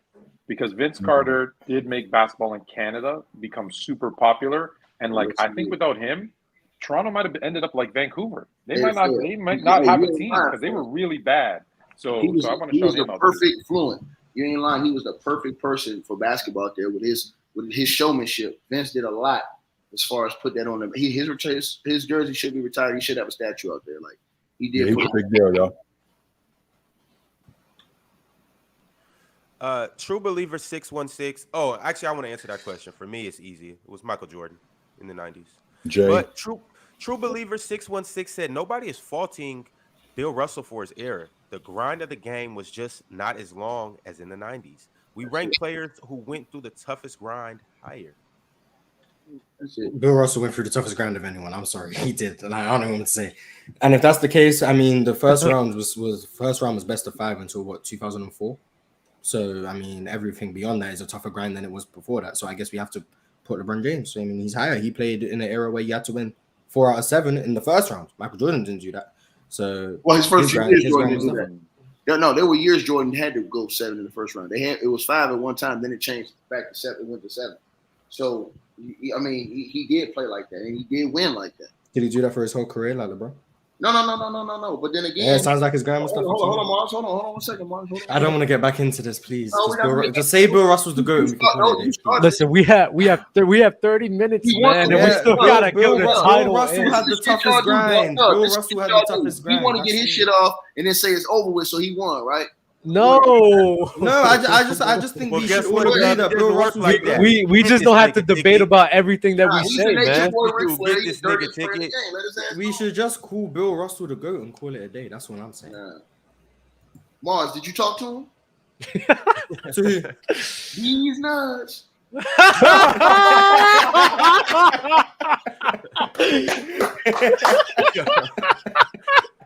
I don't love Easy. I don't love Ruthless Records. Hey, chill. You know how we told him back in the day. They said, "Yo, you talk to him." Nah, I ain't talk to him. I ain't Hell no, I didn't. No, I did not. No. Did you talk That's gonna be the short reels. Yo, you gotta clip that. That was perfect. I don't love Easy. I don't love Ruthless Records. Big facts. Jeremiah Smith said Ticket killed the 60s, yet he has Wilt over Braun at 5. Kill him about that. Debate that. He brought up the eye test competition accolades. Braun clears. All right. Well, Wilt Chamberlain actually had game. He wasn't like Bill Russell, who looked like Lonzo Ball out there. Wilt Chamberlain actually had a fadeaway. He actually had good touch around the basket. He actually was also a world-class athlete as well. So Bill Russell's game could translate more in other eras than Bill Russell. You understand what I'm saying? Because Bill Russell, his game would have only been good in certain eras. A guy like Wilt Chamberlain, his game would have been great in every era because his ability to shoot the ball, his touch around the basket. So yeah, not only that, he was the strongest dude in the game too. So he could have played you either way. He could have played bully ball. He could have played finesse ball. All of that. So yeah, that's what. Marquivian Black said, peace to the panel, dub host, facts. Watched FYF stream last night for a sec, and it's nothing but mini tickets. Conversation, how will the new rules affect LeBron Ramon James? Unless they start testing him for PEDs, it won't affect him. Which they already doing that anyway, so. Yeah, test him more. Mm-hmm. I'm not gonna lie. If it comes out, I'm not gonna be surprised. I will be. And I'm out. Yeah, he's not. He's not a good if he's on PEDs. I'm out. Well, I don't think you'll be out because when it comes out, you'll know that it's like 65-70% of the league because they're all pushing the envelope. They're all pushing the envelope. If a biggest portion nobody disqualifies the big fella. Hold nobody on, disqualified the dudes who failed the test already. Nobody disqualified them. Nobody disqualified old boy from the Phoenix Suns and said everything. Right. Nobody said what DeAndre and them dudes did don't count that he was using PEDs. Exactly. And you know what conversation is he? You know we've been working on this article and we had just check out what's going on, why it's taking so long. We had 5 people ready to tell us their evidence and go on record. 3 of them just disappeared and went and ghosted us. 2 of them said, "Oh, I won't do it on camera, but I'll give you a written statement." We said, "No problem." We had to give them a non-disclosure and sign a release form. Never got signed. So one person had the openness to say, we were contacted and told we're not allowed to say anything. So I don't think that it's coming out. I don't think that it's coming out anytime soon, at least. No, it won't come out because that's how the Matrix works. Okay. I just don't believe he was doing it. That's all. That's just me. I don't believe he was doing it. It's true though. Like they're gonna protect their stars, bro. What you? It is only what it hurts the is. league. It only hurts the league. Destroys So they gotta it. protect. Destroys it. Yep. Michael McGee said, "Take it." That's the only way that I got to be him quoting you, Chill. He said, "Take it." What do you think about the big fight with Terrence Crawford and Earl Spence? Me, I'm taking Bud. Been watching him longer. gonna I lose think your you meant money, take man. it, not take it. You're gonna lose your money. You better take Earl Spence. That's all I'm gonna say. Earl Spence. And if you want to bet on that match, go to sportsfluent.com. There's a tag right there for bet US. You can bet on all those matches. W plug with a special discount code from Fluent. W plug. Sportsfluent.com. W plug. Ooh. Leah McLean said, "I have Magic number 3 because of his impact, how he changed the game and saved the NBA. Is impact a factor for you in your top 5?" As long as Larry Bird is in your top 5 too, I'll agree. Larry Bird was better than Magic, but that's fine. Exactly. But people will praise Magic, but not Bird. It just don't make sense, man. I mean, Bill Russell. Don't start it again, Marz. Don't start it, Marz. He set cultural foundations. Yeah, bro. I mean, we're talking about impact. We're talking about struggle. We're talking about grind. Bill Russell had it all. I'm sorry. The only issue with Bill Russell was that he didn't score enough. Like Bill Russell's the GOAT. I'm sorry. Shout out to Bill Russell, man. Rest in peace. Man, his offensive game is trash. Magic Johnson's defensive game is trash. Well, he ain't shoot that. Not for his era. It wasn't trash. Those set Bill shots. Russell's offensive game for his era wasn't trash. There we go. We agree. Bill Russell's the GOAT. Thank you. Sure. Bro, Bill Russell's shot was so bad it made me dislike. And what about Magic Johnson's lateral quickness? Ticket. Magic Johnson set shots moving Bro, you. Come on. No, that it won't worse than Bill Russell's. Put Bill Russell's jump on a steal shot and look at how he look. That's Hey, man. fine. The left-handed Bill Russell's offense is better than Magic Johnson's defense. Bill Russell could knock down the mid post. Don't do that, Chief. He did do that from time to time. Don't do that, bro. Do not do that. He had a worse day than Bill Carr. Remember when Bill Cartwright had the No, he wasn't that bad. No, he wasn't that bad. Crazy. Hey, yo, Bill, Ron, how Bill was Bill Cartwright is crazy. Yo, Bill was let that thing go too, Chilltown. Bill Russell is Bill Cartwright is crazy. K Jimma 89 said, "Ron, do the Hakeem versus Kareem versus this summer. Like Kareem Card getting pulled like Kareem Card getting pulled like Hakeem, I believe might be top 3, and he actually is the best center." I think Hakeem's starting to get overrated. I'm sorry. That Hakeem and Kareem is coming, by the way. It's coming soon too. We're doing verses all throughout the summer. We're doing lists. We're doing all type of stuff. We getting into some crazy stuff this summer.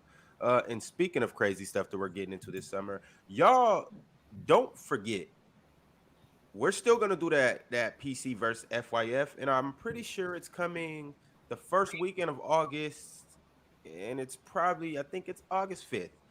Mark your calendars. That's coming. We haven't forgot about that. Oh shit. FYF. Speak of the devil. Speak of the devil.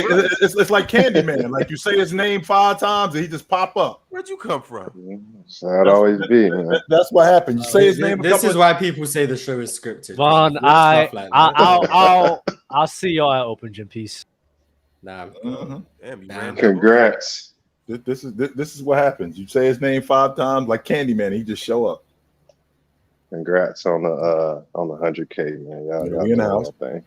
We in the house. Y'all cooking, man. Appreciate you. We in the house. But I heard y'all cooking on the Bill Russell thing, and I talk about that all the time. I just don't understand why people try to make up excuses to discredit Bill Russell for everything that he could not control. All he did was go out there and hoop the way he knew how to hoop, the way the game was understood at that particular time. And all we doing now is we hooping the way we understand the game now, and 50 years from now, it's going to be completely different. And I would hope that people 50 years from now don't discredit us in our time for what we know of the game. So when you look at Bill Russell, if your logic is going to be winning bias, you got to give it to him.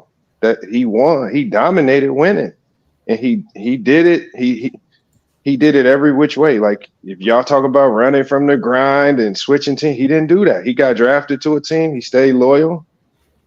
He won at a high clip. He was a 5-time MVP. Oh, I just don't understand it. Sorry, just for the record, he was not drafted by the Boston Celtics, but I know what you mean. Well, you know what I mean. I mean, that was his original team. I mean, he was with that team from start to finish. And I just don't, like I said, I don't understand the slander, man. Like, and it's similar when you go through the eras. It seemed like I just would prefer people just say, I like a guy over another guy, as opposed to making up reasons why to diminish him.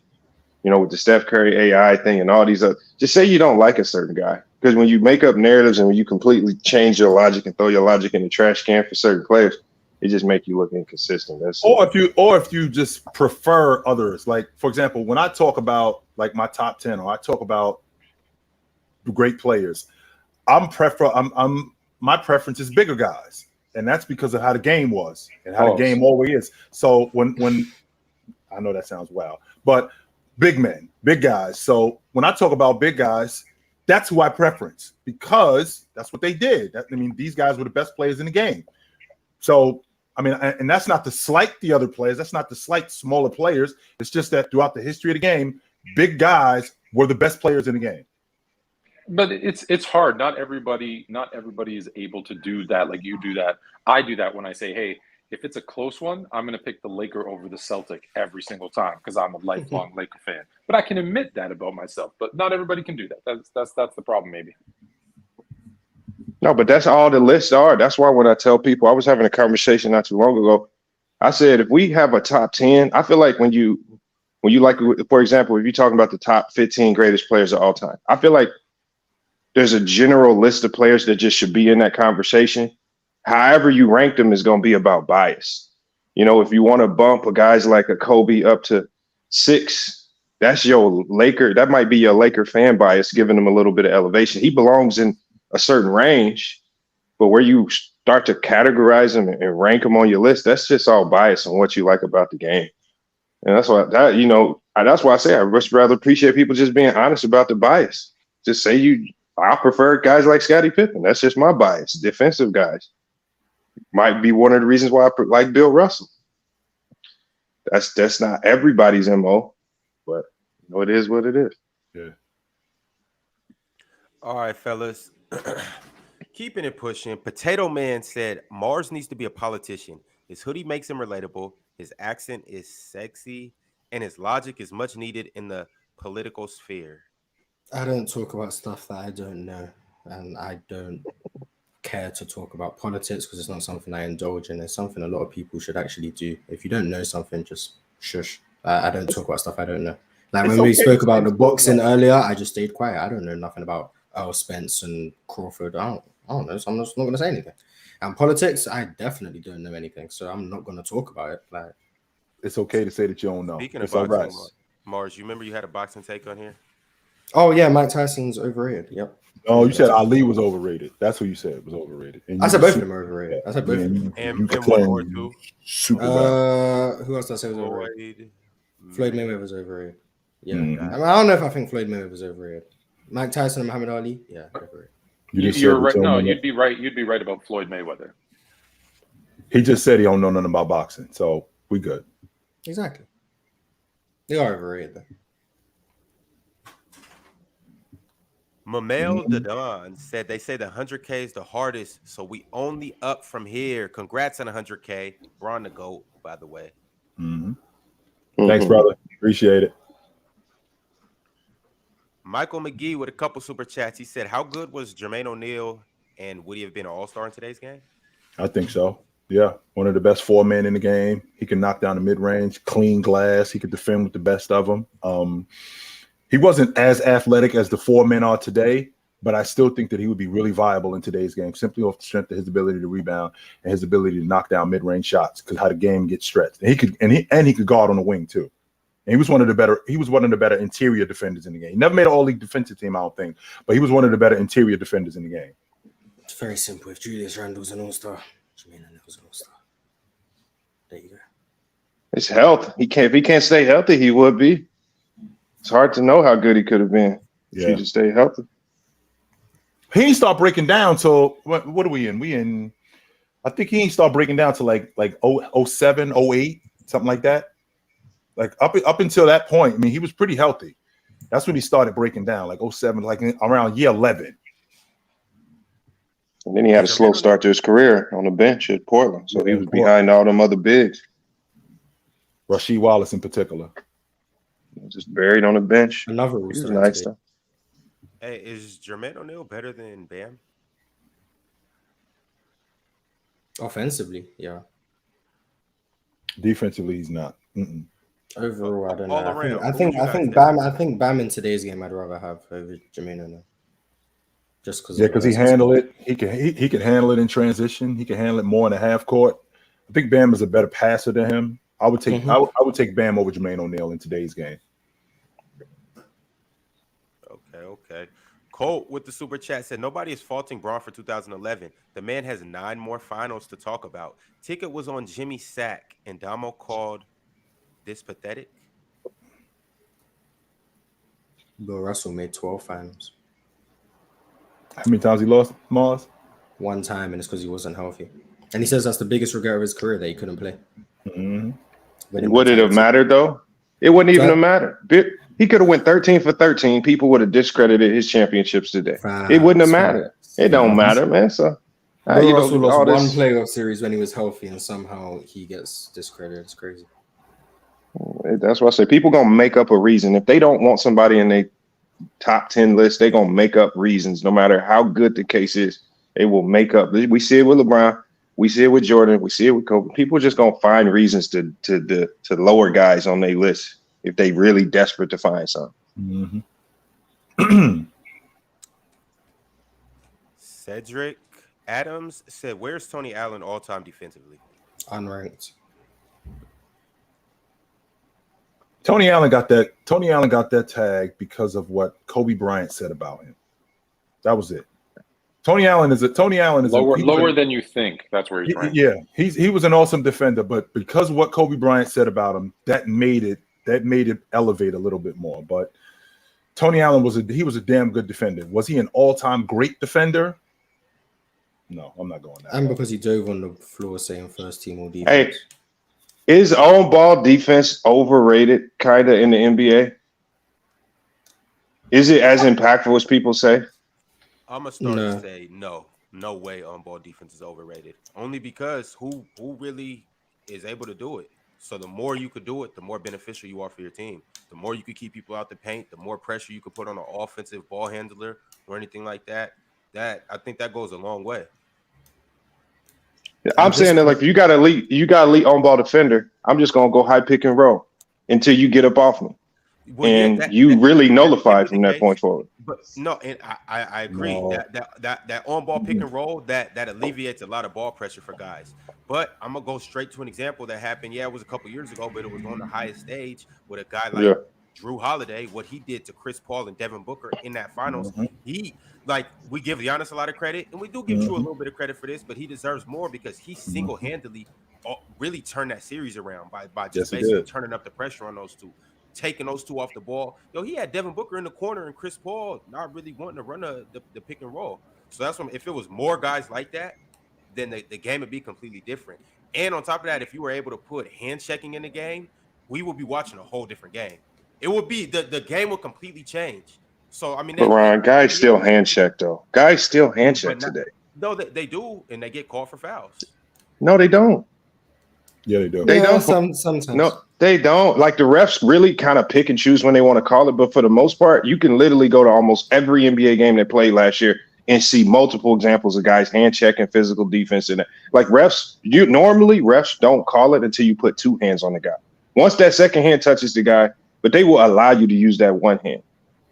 That's a hand check. But they won't allow you to use that 1 hand like it was used 35 years ago, where you can basically guide a guy going another way. You can touch. That's legit. But now when you rewind the clock back to like Ron just said about what Drew Holiday did, also add last year, the year before last, when the Warriors were going up against Dallas, like you just mentioned on-ball defense, how Andrew Wiggins, they were doing everything that they could. That Dallas team was doing everything that they could to get Steph in that switch onto Luka, but it just wouldn't happen. And the reason why it wouldn't happen was because Andrew Wiggins was fighting over screens. Andrew Wiggins was showing on screens, and Andrew Wiggins was doing everything he could to keep the ball in Luka's hands, but stay on him. So, I mean, I can't undervalue on-ball defense, especially when you got elite perimeter defenders and guys on the block too. I cannot undervalue on-ball defense.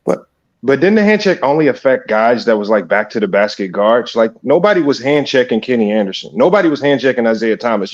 Them guys was getting to wherever they want. I don't care. Hand check.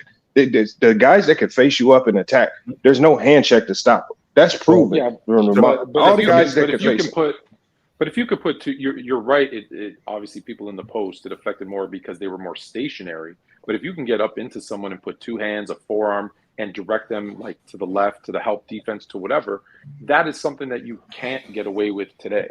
So it's not as physical and crazy clotheslining stuff that people say that it was. It wasn't.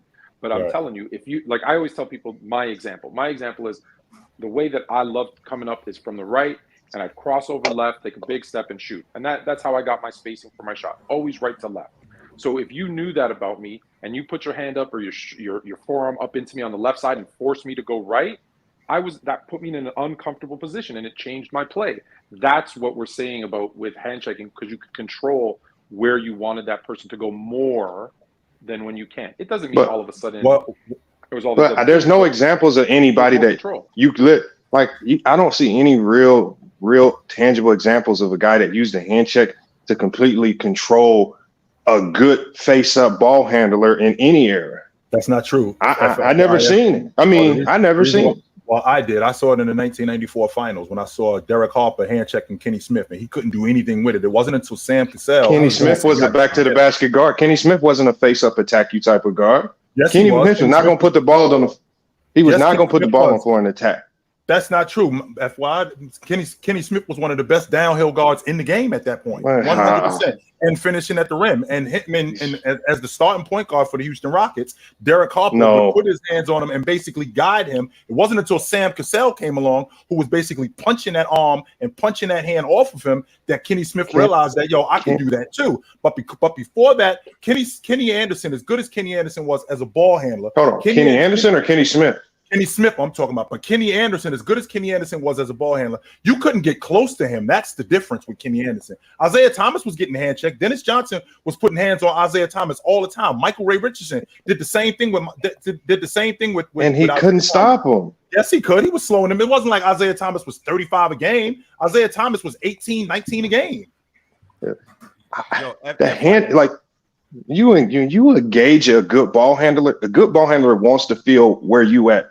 The worst thing, the hardest thing as a great ball handler is to just have to play in space and you allowing the defender to kind of guess. The good ball handler wants to feel you and then make his move to counter where you at. That's when you see guys getting dropped, guys getting embarrassed. That hand check will just get you embarrassed for the most part. It's not a good defensive strategy. I've never seen a hand check be effective unless you have a defensive strategy as a team. FYI, no. As a slow defender, if I can hand check somebody, I'm locking you up. Saving grace. Not to mention, FYF, that's completely false. And the reason why that's completely false, here's why. The reason why it's completely false, because most ball handlers don't touch me. I don't want you touching me. In fact, I want to play in space. So if you're able to put hands on a guy, now you're throwing his rhythm off. You're throwing Kenny Anderson's rhythm off. You're throwing Isaiah Thomas's rhythm off. You're doing all of that stuff as opposed to when you just letting this dude play in space. That's what the hand check rule was, and that's what the hand check rule is for. So like you can get hands off a guy and let a guy play in space more. They had the hand check rule all throughout the 90s, right? So in the 80s, we're talking about maybe early 90s. There was no significant difference in basketball how guys defended defensively. 90s was a better defensive era, and they took the hand check out in the 90s. There was better defensive era than the 80s. And the hand check was gone. They called the most hand check fouls in NBA history in the 90s. Hand check, they literally, you could literally hear the refs say hand check foul. So how could the 90s be a better defensive era without the hand check, better than the 80s that had the hand check? Well, you got to remember too that you had the rim protectors. So now I'm steering guys more into the rim, and you are hand checking. You still hand checking during that time. You're just not able to do it as much. So I'm still putting hands on the guy. I just can't ride him all the way to the basket like I did before the hand check rule came in. I could still guide him. I could still do that. I just can't do it all the way to the basket like I did before. And I you can't could put only hands use, on a guy. I think you could only use one hand, and you could still use your forearm. It wasn't until Right. 2004 that the hand checking was completely abolished. No, you can still use one hand in today's game. You No, I put said- one I hand said on a one guy, hand it's not and a foul. forearm. I said you could use a forearm or a bench Hold arm. on. If you put one hand and a forearm on a guy, you're out of position. You're gonna get cooked against a good ball handler. That's horrible defensive position. A forearm and a hand on a guy. You. How can you defend like that? Not and. I didn't say. I said a hand or a forearm. I said or a forearm. But you put a forearm on a guy's back. That's why you guard that post. You put a hand check on your hand on a guy that's driving, a small guard. So you can only do one or the other. Right. So I could, in the 90s, I could still put my hand up on your hip and push you in a certain direction. And you can still do that today. That wasn't a ball. I don't You think you can't can do get that away with nearly that as much. today. No. No. Yes, you can. Yes, you can.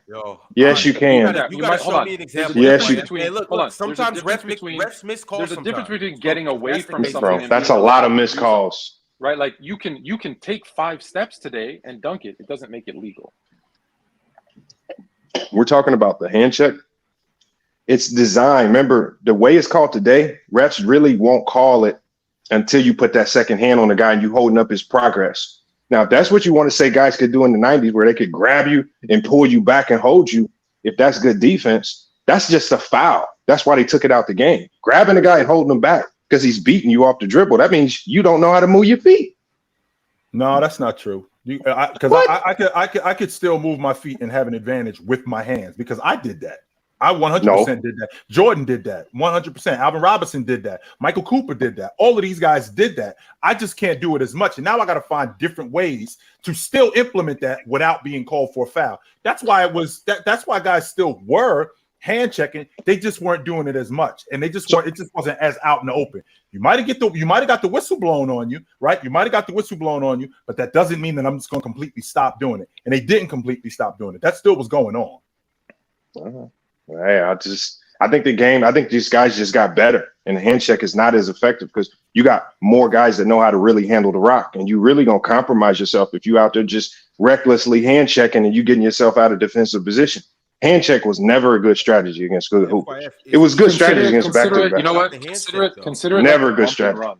Consider it like the bump and run in football. If you don't know how to do it right, you're going to get burnt deep. But if you know how to do it right and you knock the wide receiver off his route, you're going to have an advantage. That's probably the best way I can illustrate it. If you Grabbing a guy is never a good strategy. It's just a I never foul. said grabbing. No one said grabbing. I said compare it to the bump and run in football. If you can knock a guy off his route or if you can make him do something that he's uncomfortable with, if you do it wrong, you're right. You're going to get burnt, to your point. If someone's doing it wrong, doesn't move their feet, all that kind of stuff that you said, if you do it wrong, you're going to get burnt. But if you do it right, you do have an advantage. I mean, that's just a physical defender, like the Pat Beverleys, like the Jimmy Butlers, like a lot of the guys we see today that will get up on you, use that forearm or one hand on you to control you. We see it today. And these guys don't foul out. We got to keep pushing on FYF. We'd love for you to come back up another time and we could talk more about All right, and whatnot in the different areas. But got to run down these super chats. D Tucker said, "Congrats on 100K. Been watching for months now. Shout out Marz, the most consistent panelist, and shout out Dub, most improved panelist. He had some trash takes early on. Yeah, Dub started copying me and then found the light. So shout out to Dub. The Green Moore Sports said, "Congrats on 100K. The LeBron's choice." Mm-hmm. Okay. Desto said, "100K gang. The next 100K. Keep Mass off the show. LOL." Who's getting the plaque? I want to know who's getting the 100K plaque. It can be multiple plaques dished out, so we'll have to see. We might all be up here with plaques in our background. We'll just have to see how that goes. Ollie Bowen said Harden wants to be a Clipper. Nice. Terrell Montgomery said, "Congratulations. Now the benchmark is 1 mil subs." Yeah, we're gonna see if we can get there. Hey, chill. Before I get out of here, when y'all gonna have Sarah Spano? I saw the clip tonight. 9:00. Come check us out. Oh wait, I'm gonna definitely check it out. But man, she has some takes that is highly questionable. Man, this is But that's a good one though. That's a good one. Salute to y'all, man. Great job getting 100K, man. I appreciate Thanks, what brother. y'all doing. Man. All right, yo. All right, y'all. Yep. Ron, FYI. just so you know, Fluent Jr. said the plaque should come here because he wants to hold it. Okay. I got you. Preston Kelly said thoughts on Hornets rookies 59-point game last game. They lost. There you have it. Mm-hmm. Devon Williams said, shout out to PC for 100K. Start bench cut, JT Mello PG. Real quick, fellas. How we doing this? Start Jason Tatum. Bench PG and cut that bum Mello. That's it. That's what it sound like. That's what it sound like. I got the Louisville right here ticket if you want to use it. I got it right here. Go right upside his head. Angie Carr, shout out to Angie Carr. She's been rocking with us for a minute now. Yeah. She said, congrats, guys, on 100K. Dub PCG stream last night also. Word. Player's Choice Gridiron, in case you don't know. Kuzan said, congratulations on 100K. Keep up the work. Yeah, we doing it. We doing it. John Wick won game said Braun would have retired if they won the chip. No, he wouldn't have. No. He's at 5. There's no way he's not trying to get to 6. No way. Tried to get to 11. Braun, you guys are all wrong. I figured it out. Braun is waiting until there's an expansion team in Vegas. He's going to be the owner, draft his son. That's what's happening. This has to happen in the next 12 months, Tom. I saw the script. Yes, they're gonna tell you about the new team. W script. Drip Bayless said start bench cut, predicting next season. Garland, JH, Jamal M. JH is James Harden, right? I'm assuming, yeah. That's what I'm thinking. I think Garland takes a step. I think Garland takes another step this season because that Jamal Murray and Garland are in that same point guard tier. I think Jamal Murray, what he did this year, I think he surpassed them just because of what he did. But he's still in. I still think he's in that same lead guard tier. Same James Harden, on the other hand, I think James Harden's best days is behind him. So I think we can all agree that James gets cut from this. Guy just averaged 21 and 10 in the game. Led the league. Led the league in assists. He was a 20 and 10 guy. So is he starting? But as of right now, so I'm gonna start Jamal Murray. I'll bench James Harden. I'm gonna cut Garland. I'll go with that. Why not? Yeah, that sounds good. Okay. Jared Sims said, "Oh, but when Kobe said you lucky, I came." Goat. I don't know what that means. He should have paused it. That's all I know. Ruger Red said McDyess was one of the top 10 power forwards. He was. Facts. Yeah, he was. During this time, 100% he was. Tony Jean Claude Van Dam said, "Cook, Dub, cook." Eli the Misfit said, "Dub on point. Y'all goalpost moving." Eli the Misfit then came with another one, said, "Hope all is well. Start bench cut, please. Hakeem, Shaq, Duncan." Exactly that. And flip Duncan and actually it's Duncan, Lajuan, cut the Diesel. Huh? Ooh, you get in trouble at the next cookout. Start Duncan, bench Lajuan, cut the Diesel. I gotta start the Diesel. No, excuse me. I gotta start Hakeem, bench the Diesel. Cut Duncan. I'm starting Shaq and cutting Duncan. Starting Shaq and the other two can rock, paper, scissors for it. You know why I say that, Church now? Why? Because Shaq did the same thing with the same team that Tim Duncan did. Oh, I don't agree with that. No. He had more. Hold on. He had more stability his whole career than Shaq. Yeah, those Spurs teams were winning because of defense, and Shaq ain't doing that. He had two other Hall of Famers his entire career with the same coach. Right. Shaq never had this type of stability. Yeah, I don't think he's doing what Tim Duncan did in San I Antonio. do. Yeah, I mean, we don't have time for a whole debate. I don't think he lose the championship. That Tim lost when he was on the bench, because I don't think Shaq gets benched in that moment when you need to get a rebound. Yo, Ticket. We'll get back into this at the start of the next show. Definitely want to do that. Don't forget this. Definitely want to do that. That's a goddamn gonna lie to y'all saying it about Shaq though. Y'all don't think Shaq who was peaked higher than Tim Duncan. He couldn't do that in those years with the same team with Hall of Famers and a Hall of Fame coach. Sega with the super chat said, "What's the best example of someone getting locked down, or what's the best someone looked on defense?" Drew Holiday shutting down Damian Lillard.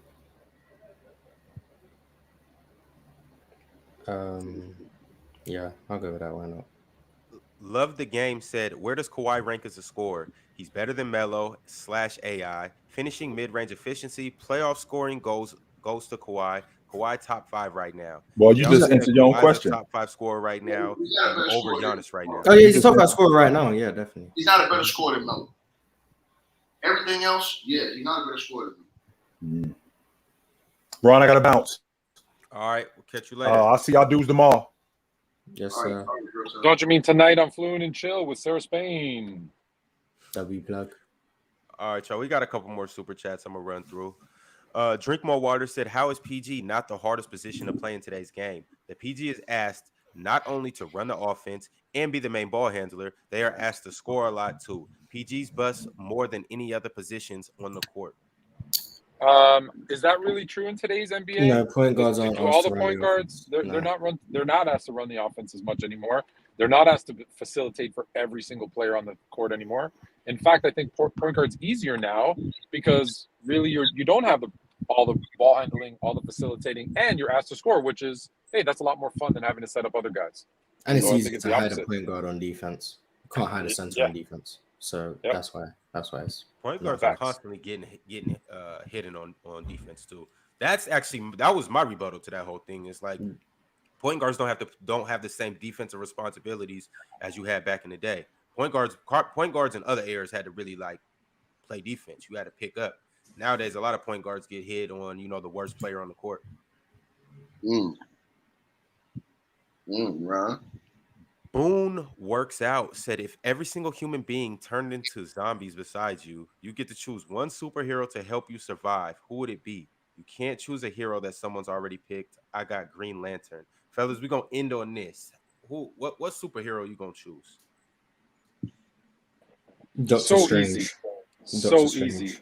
No, I'm going to a different dimension. I'm sorry. I'm just going to one without zombies. I'm good. There we go. Let's move. Yeah, but exactly. That's why I'm going with Dr. Manhattan, because I can go to a different dimension, a different planet, or whatever, be multiple places at the same time. Dr. Manhattan. Okay, so me and Fluent basically had the same idea. Okay, great. I'll just go away from the planet that has the zombies. There we go. Take it. Man, I don't watch no goddamn cartoon. It's not a cartoon. All right, and there you guys got it. Wrong with y'all. We'll be here at the same time tomorrow. You guys know exactly where to find us. You know exactly where we're gonna be. You know exactly what time it's gonna be, and you know exactly who's gonna be up here.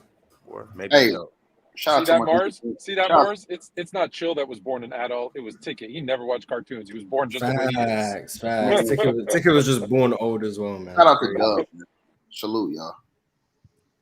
Hey, open court is next, like right after this. So just go from this stream to that stream. And later tonight, it will be a beautiful individual named Sarah Spain on this platform. You guys make sure to come check her out.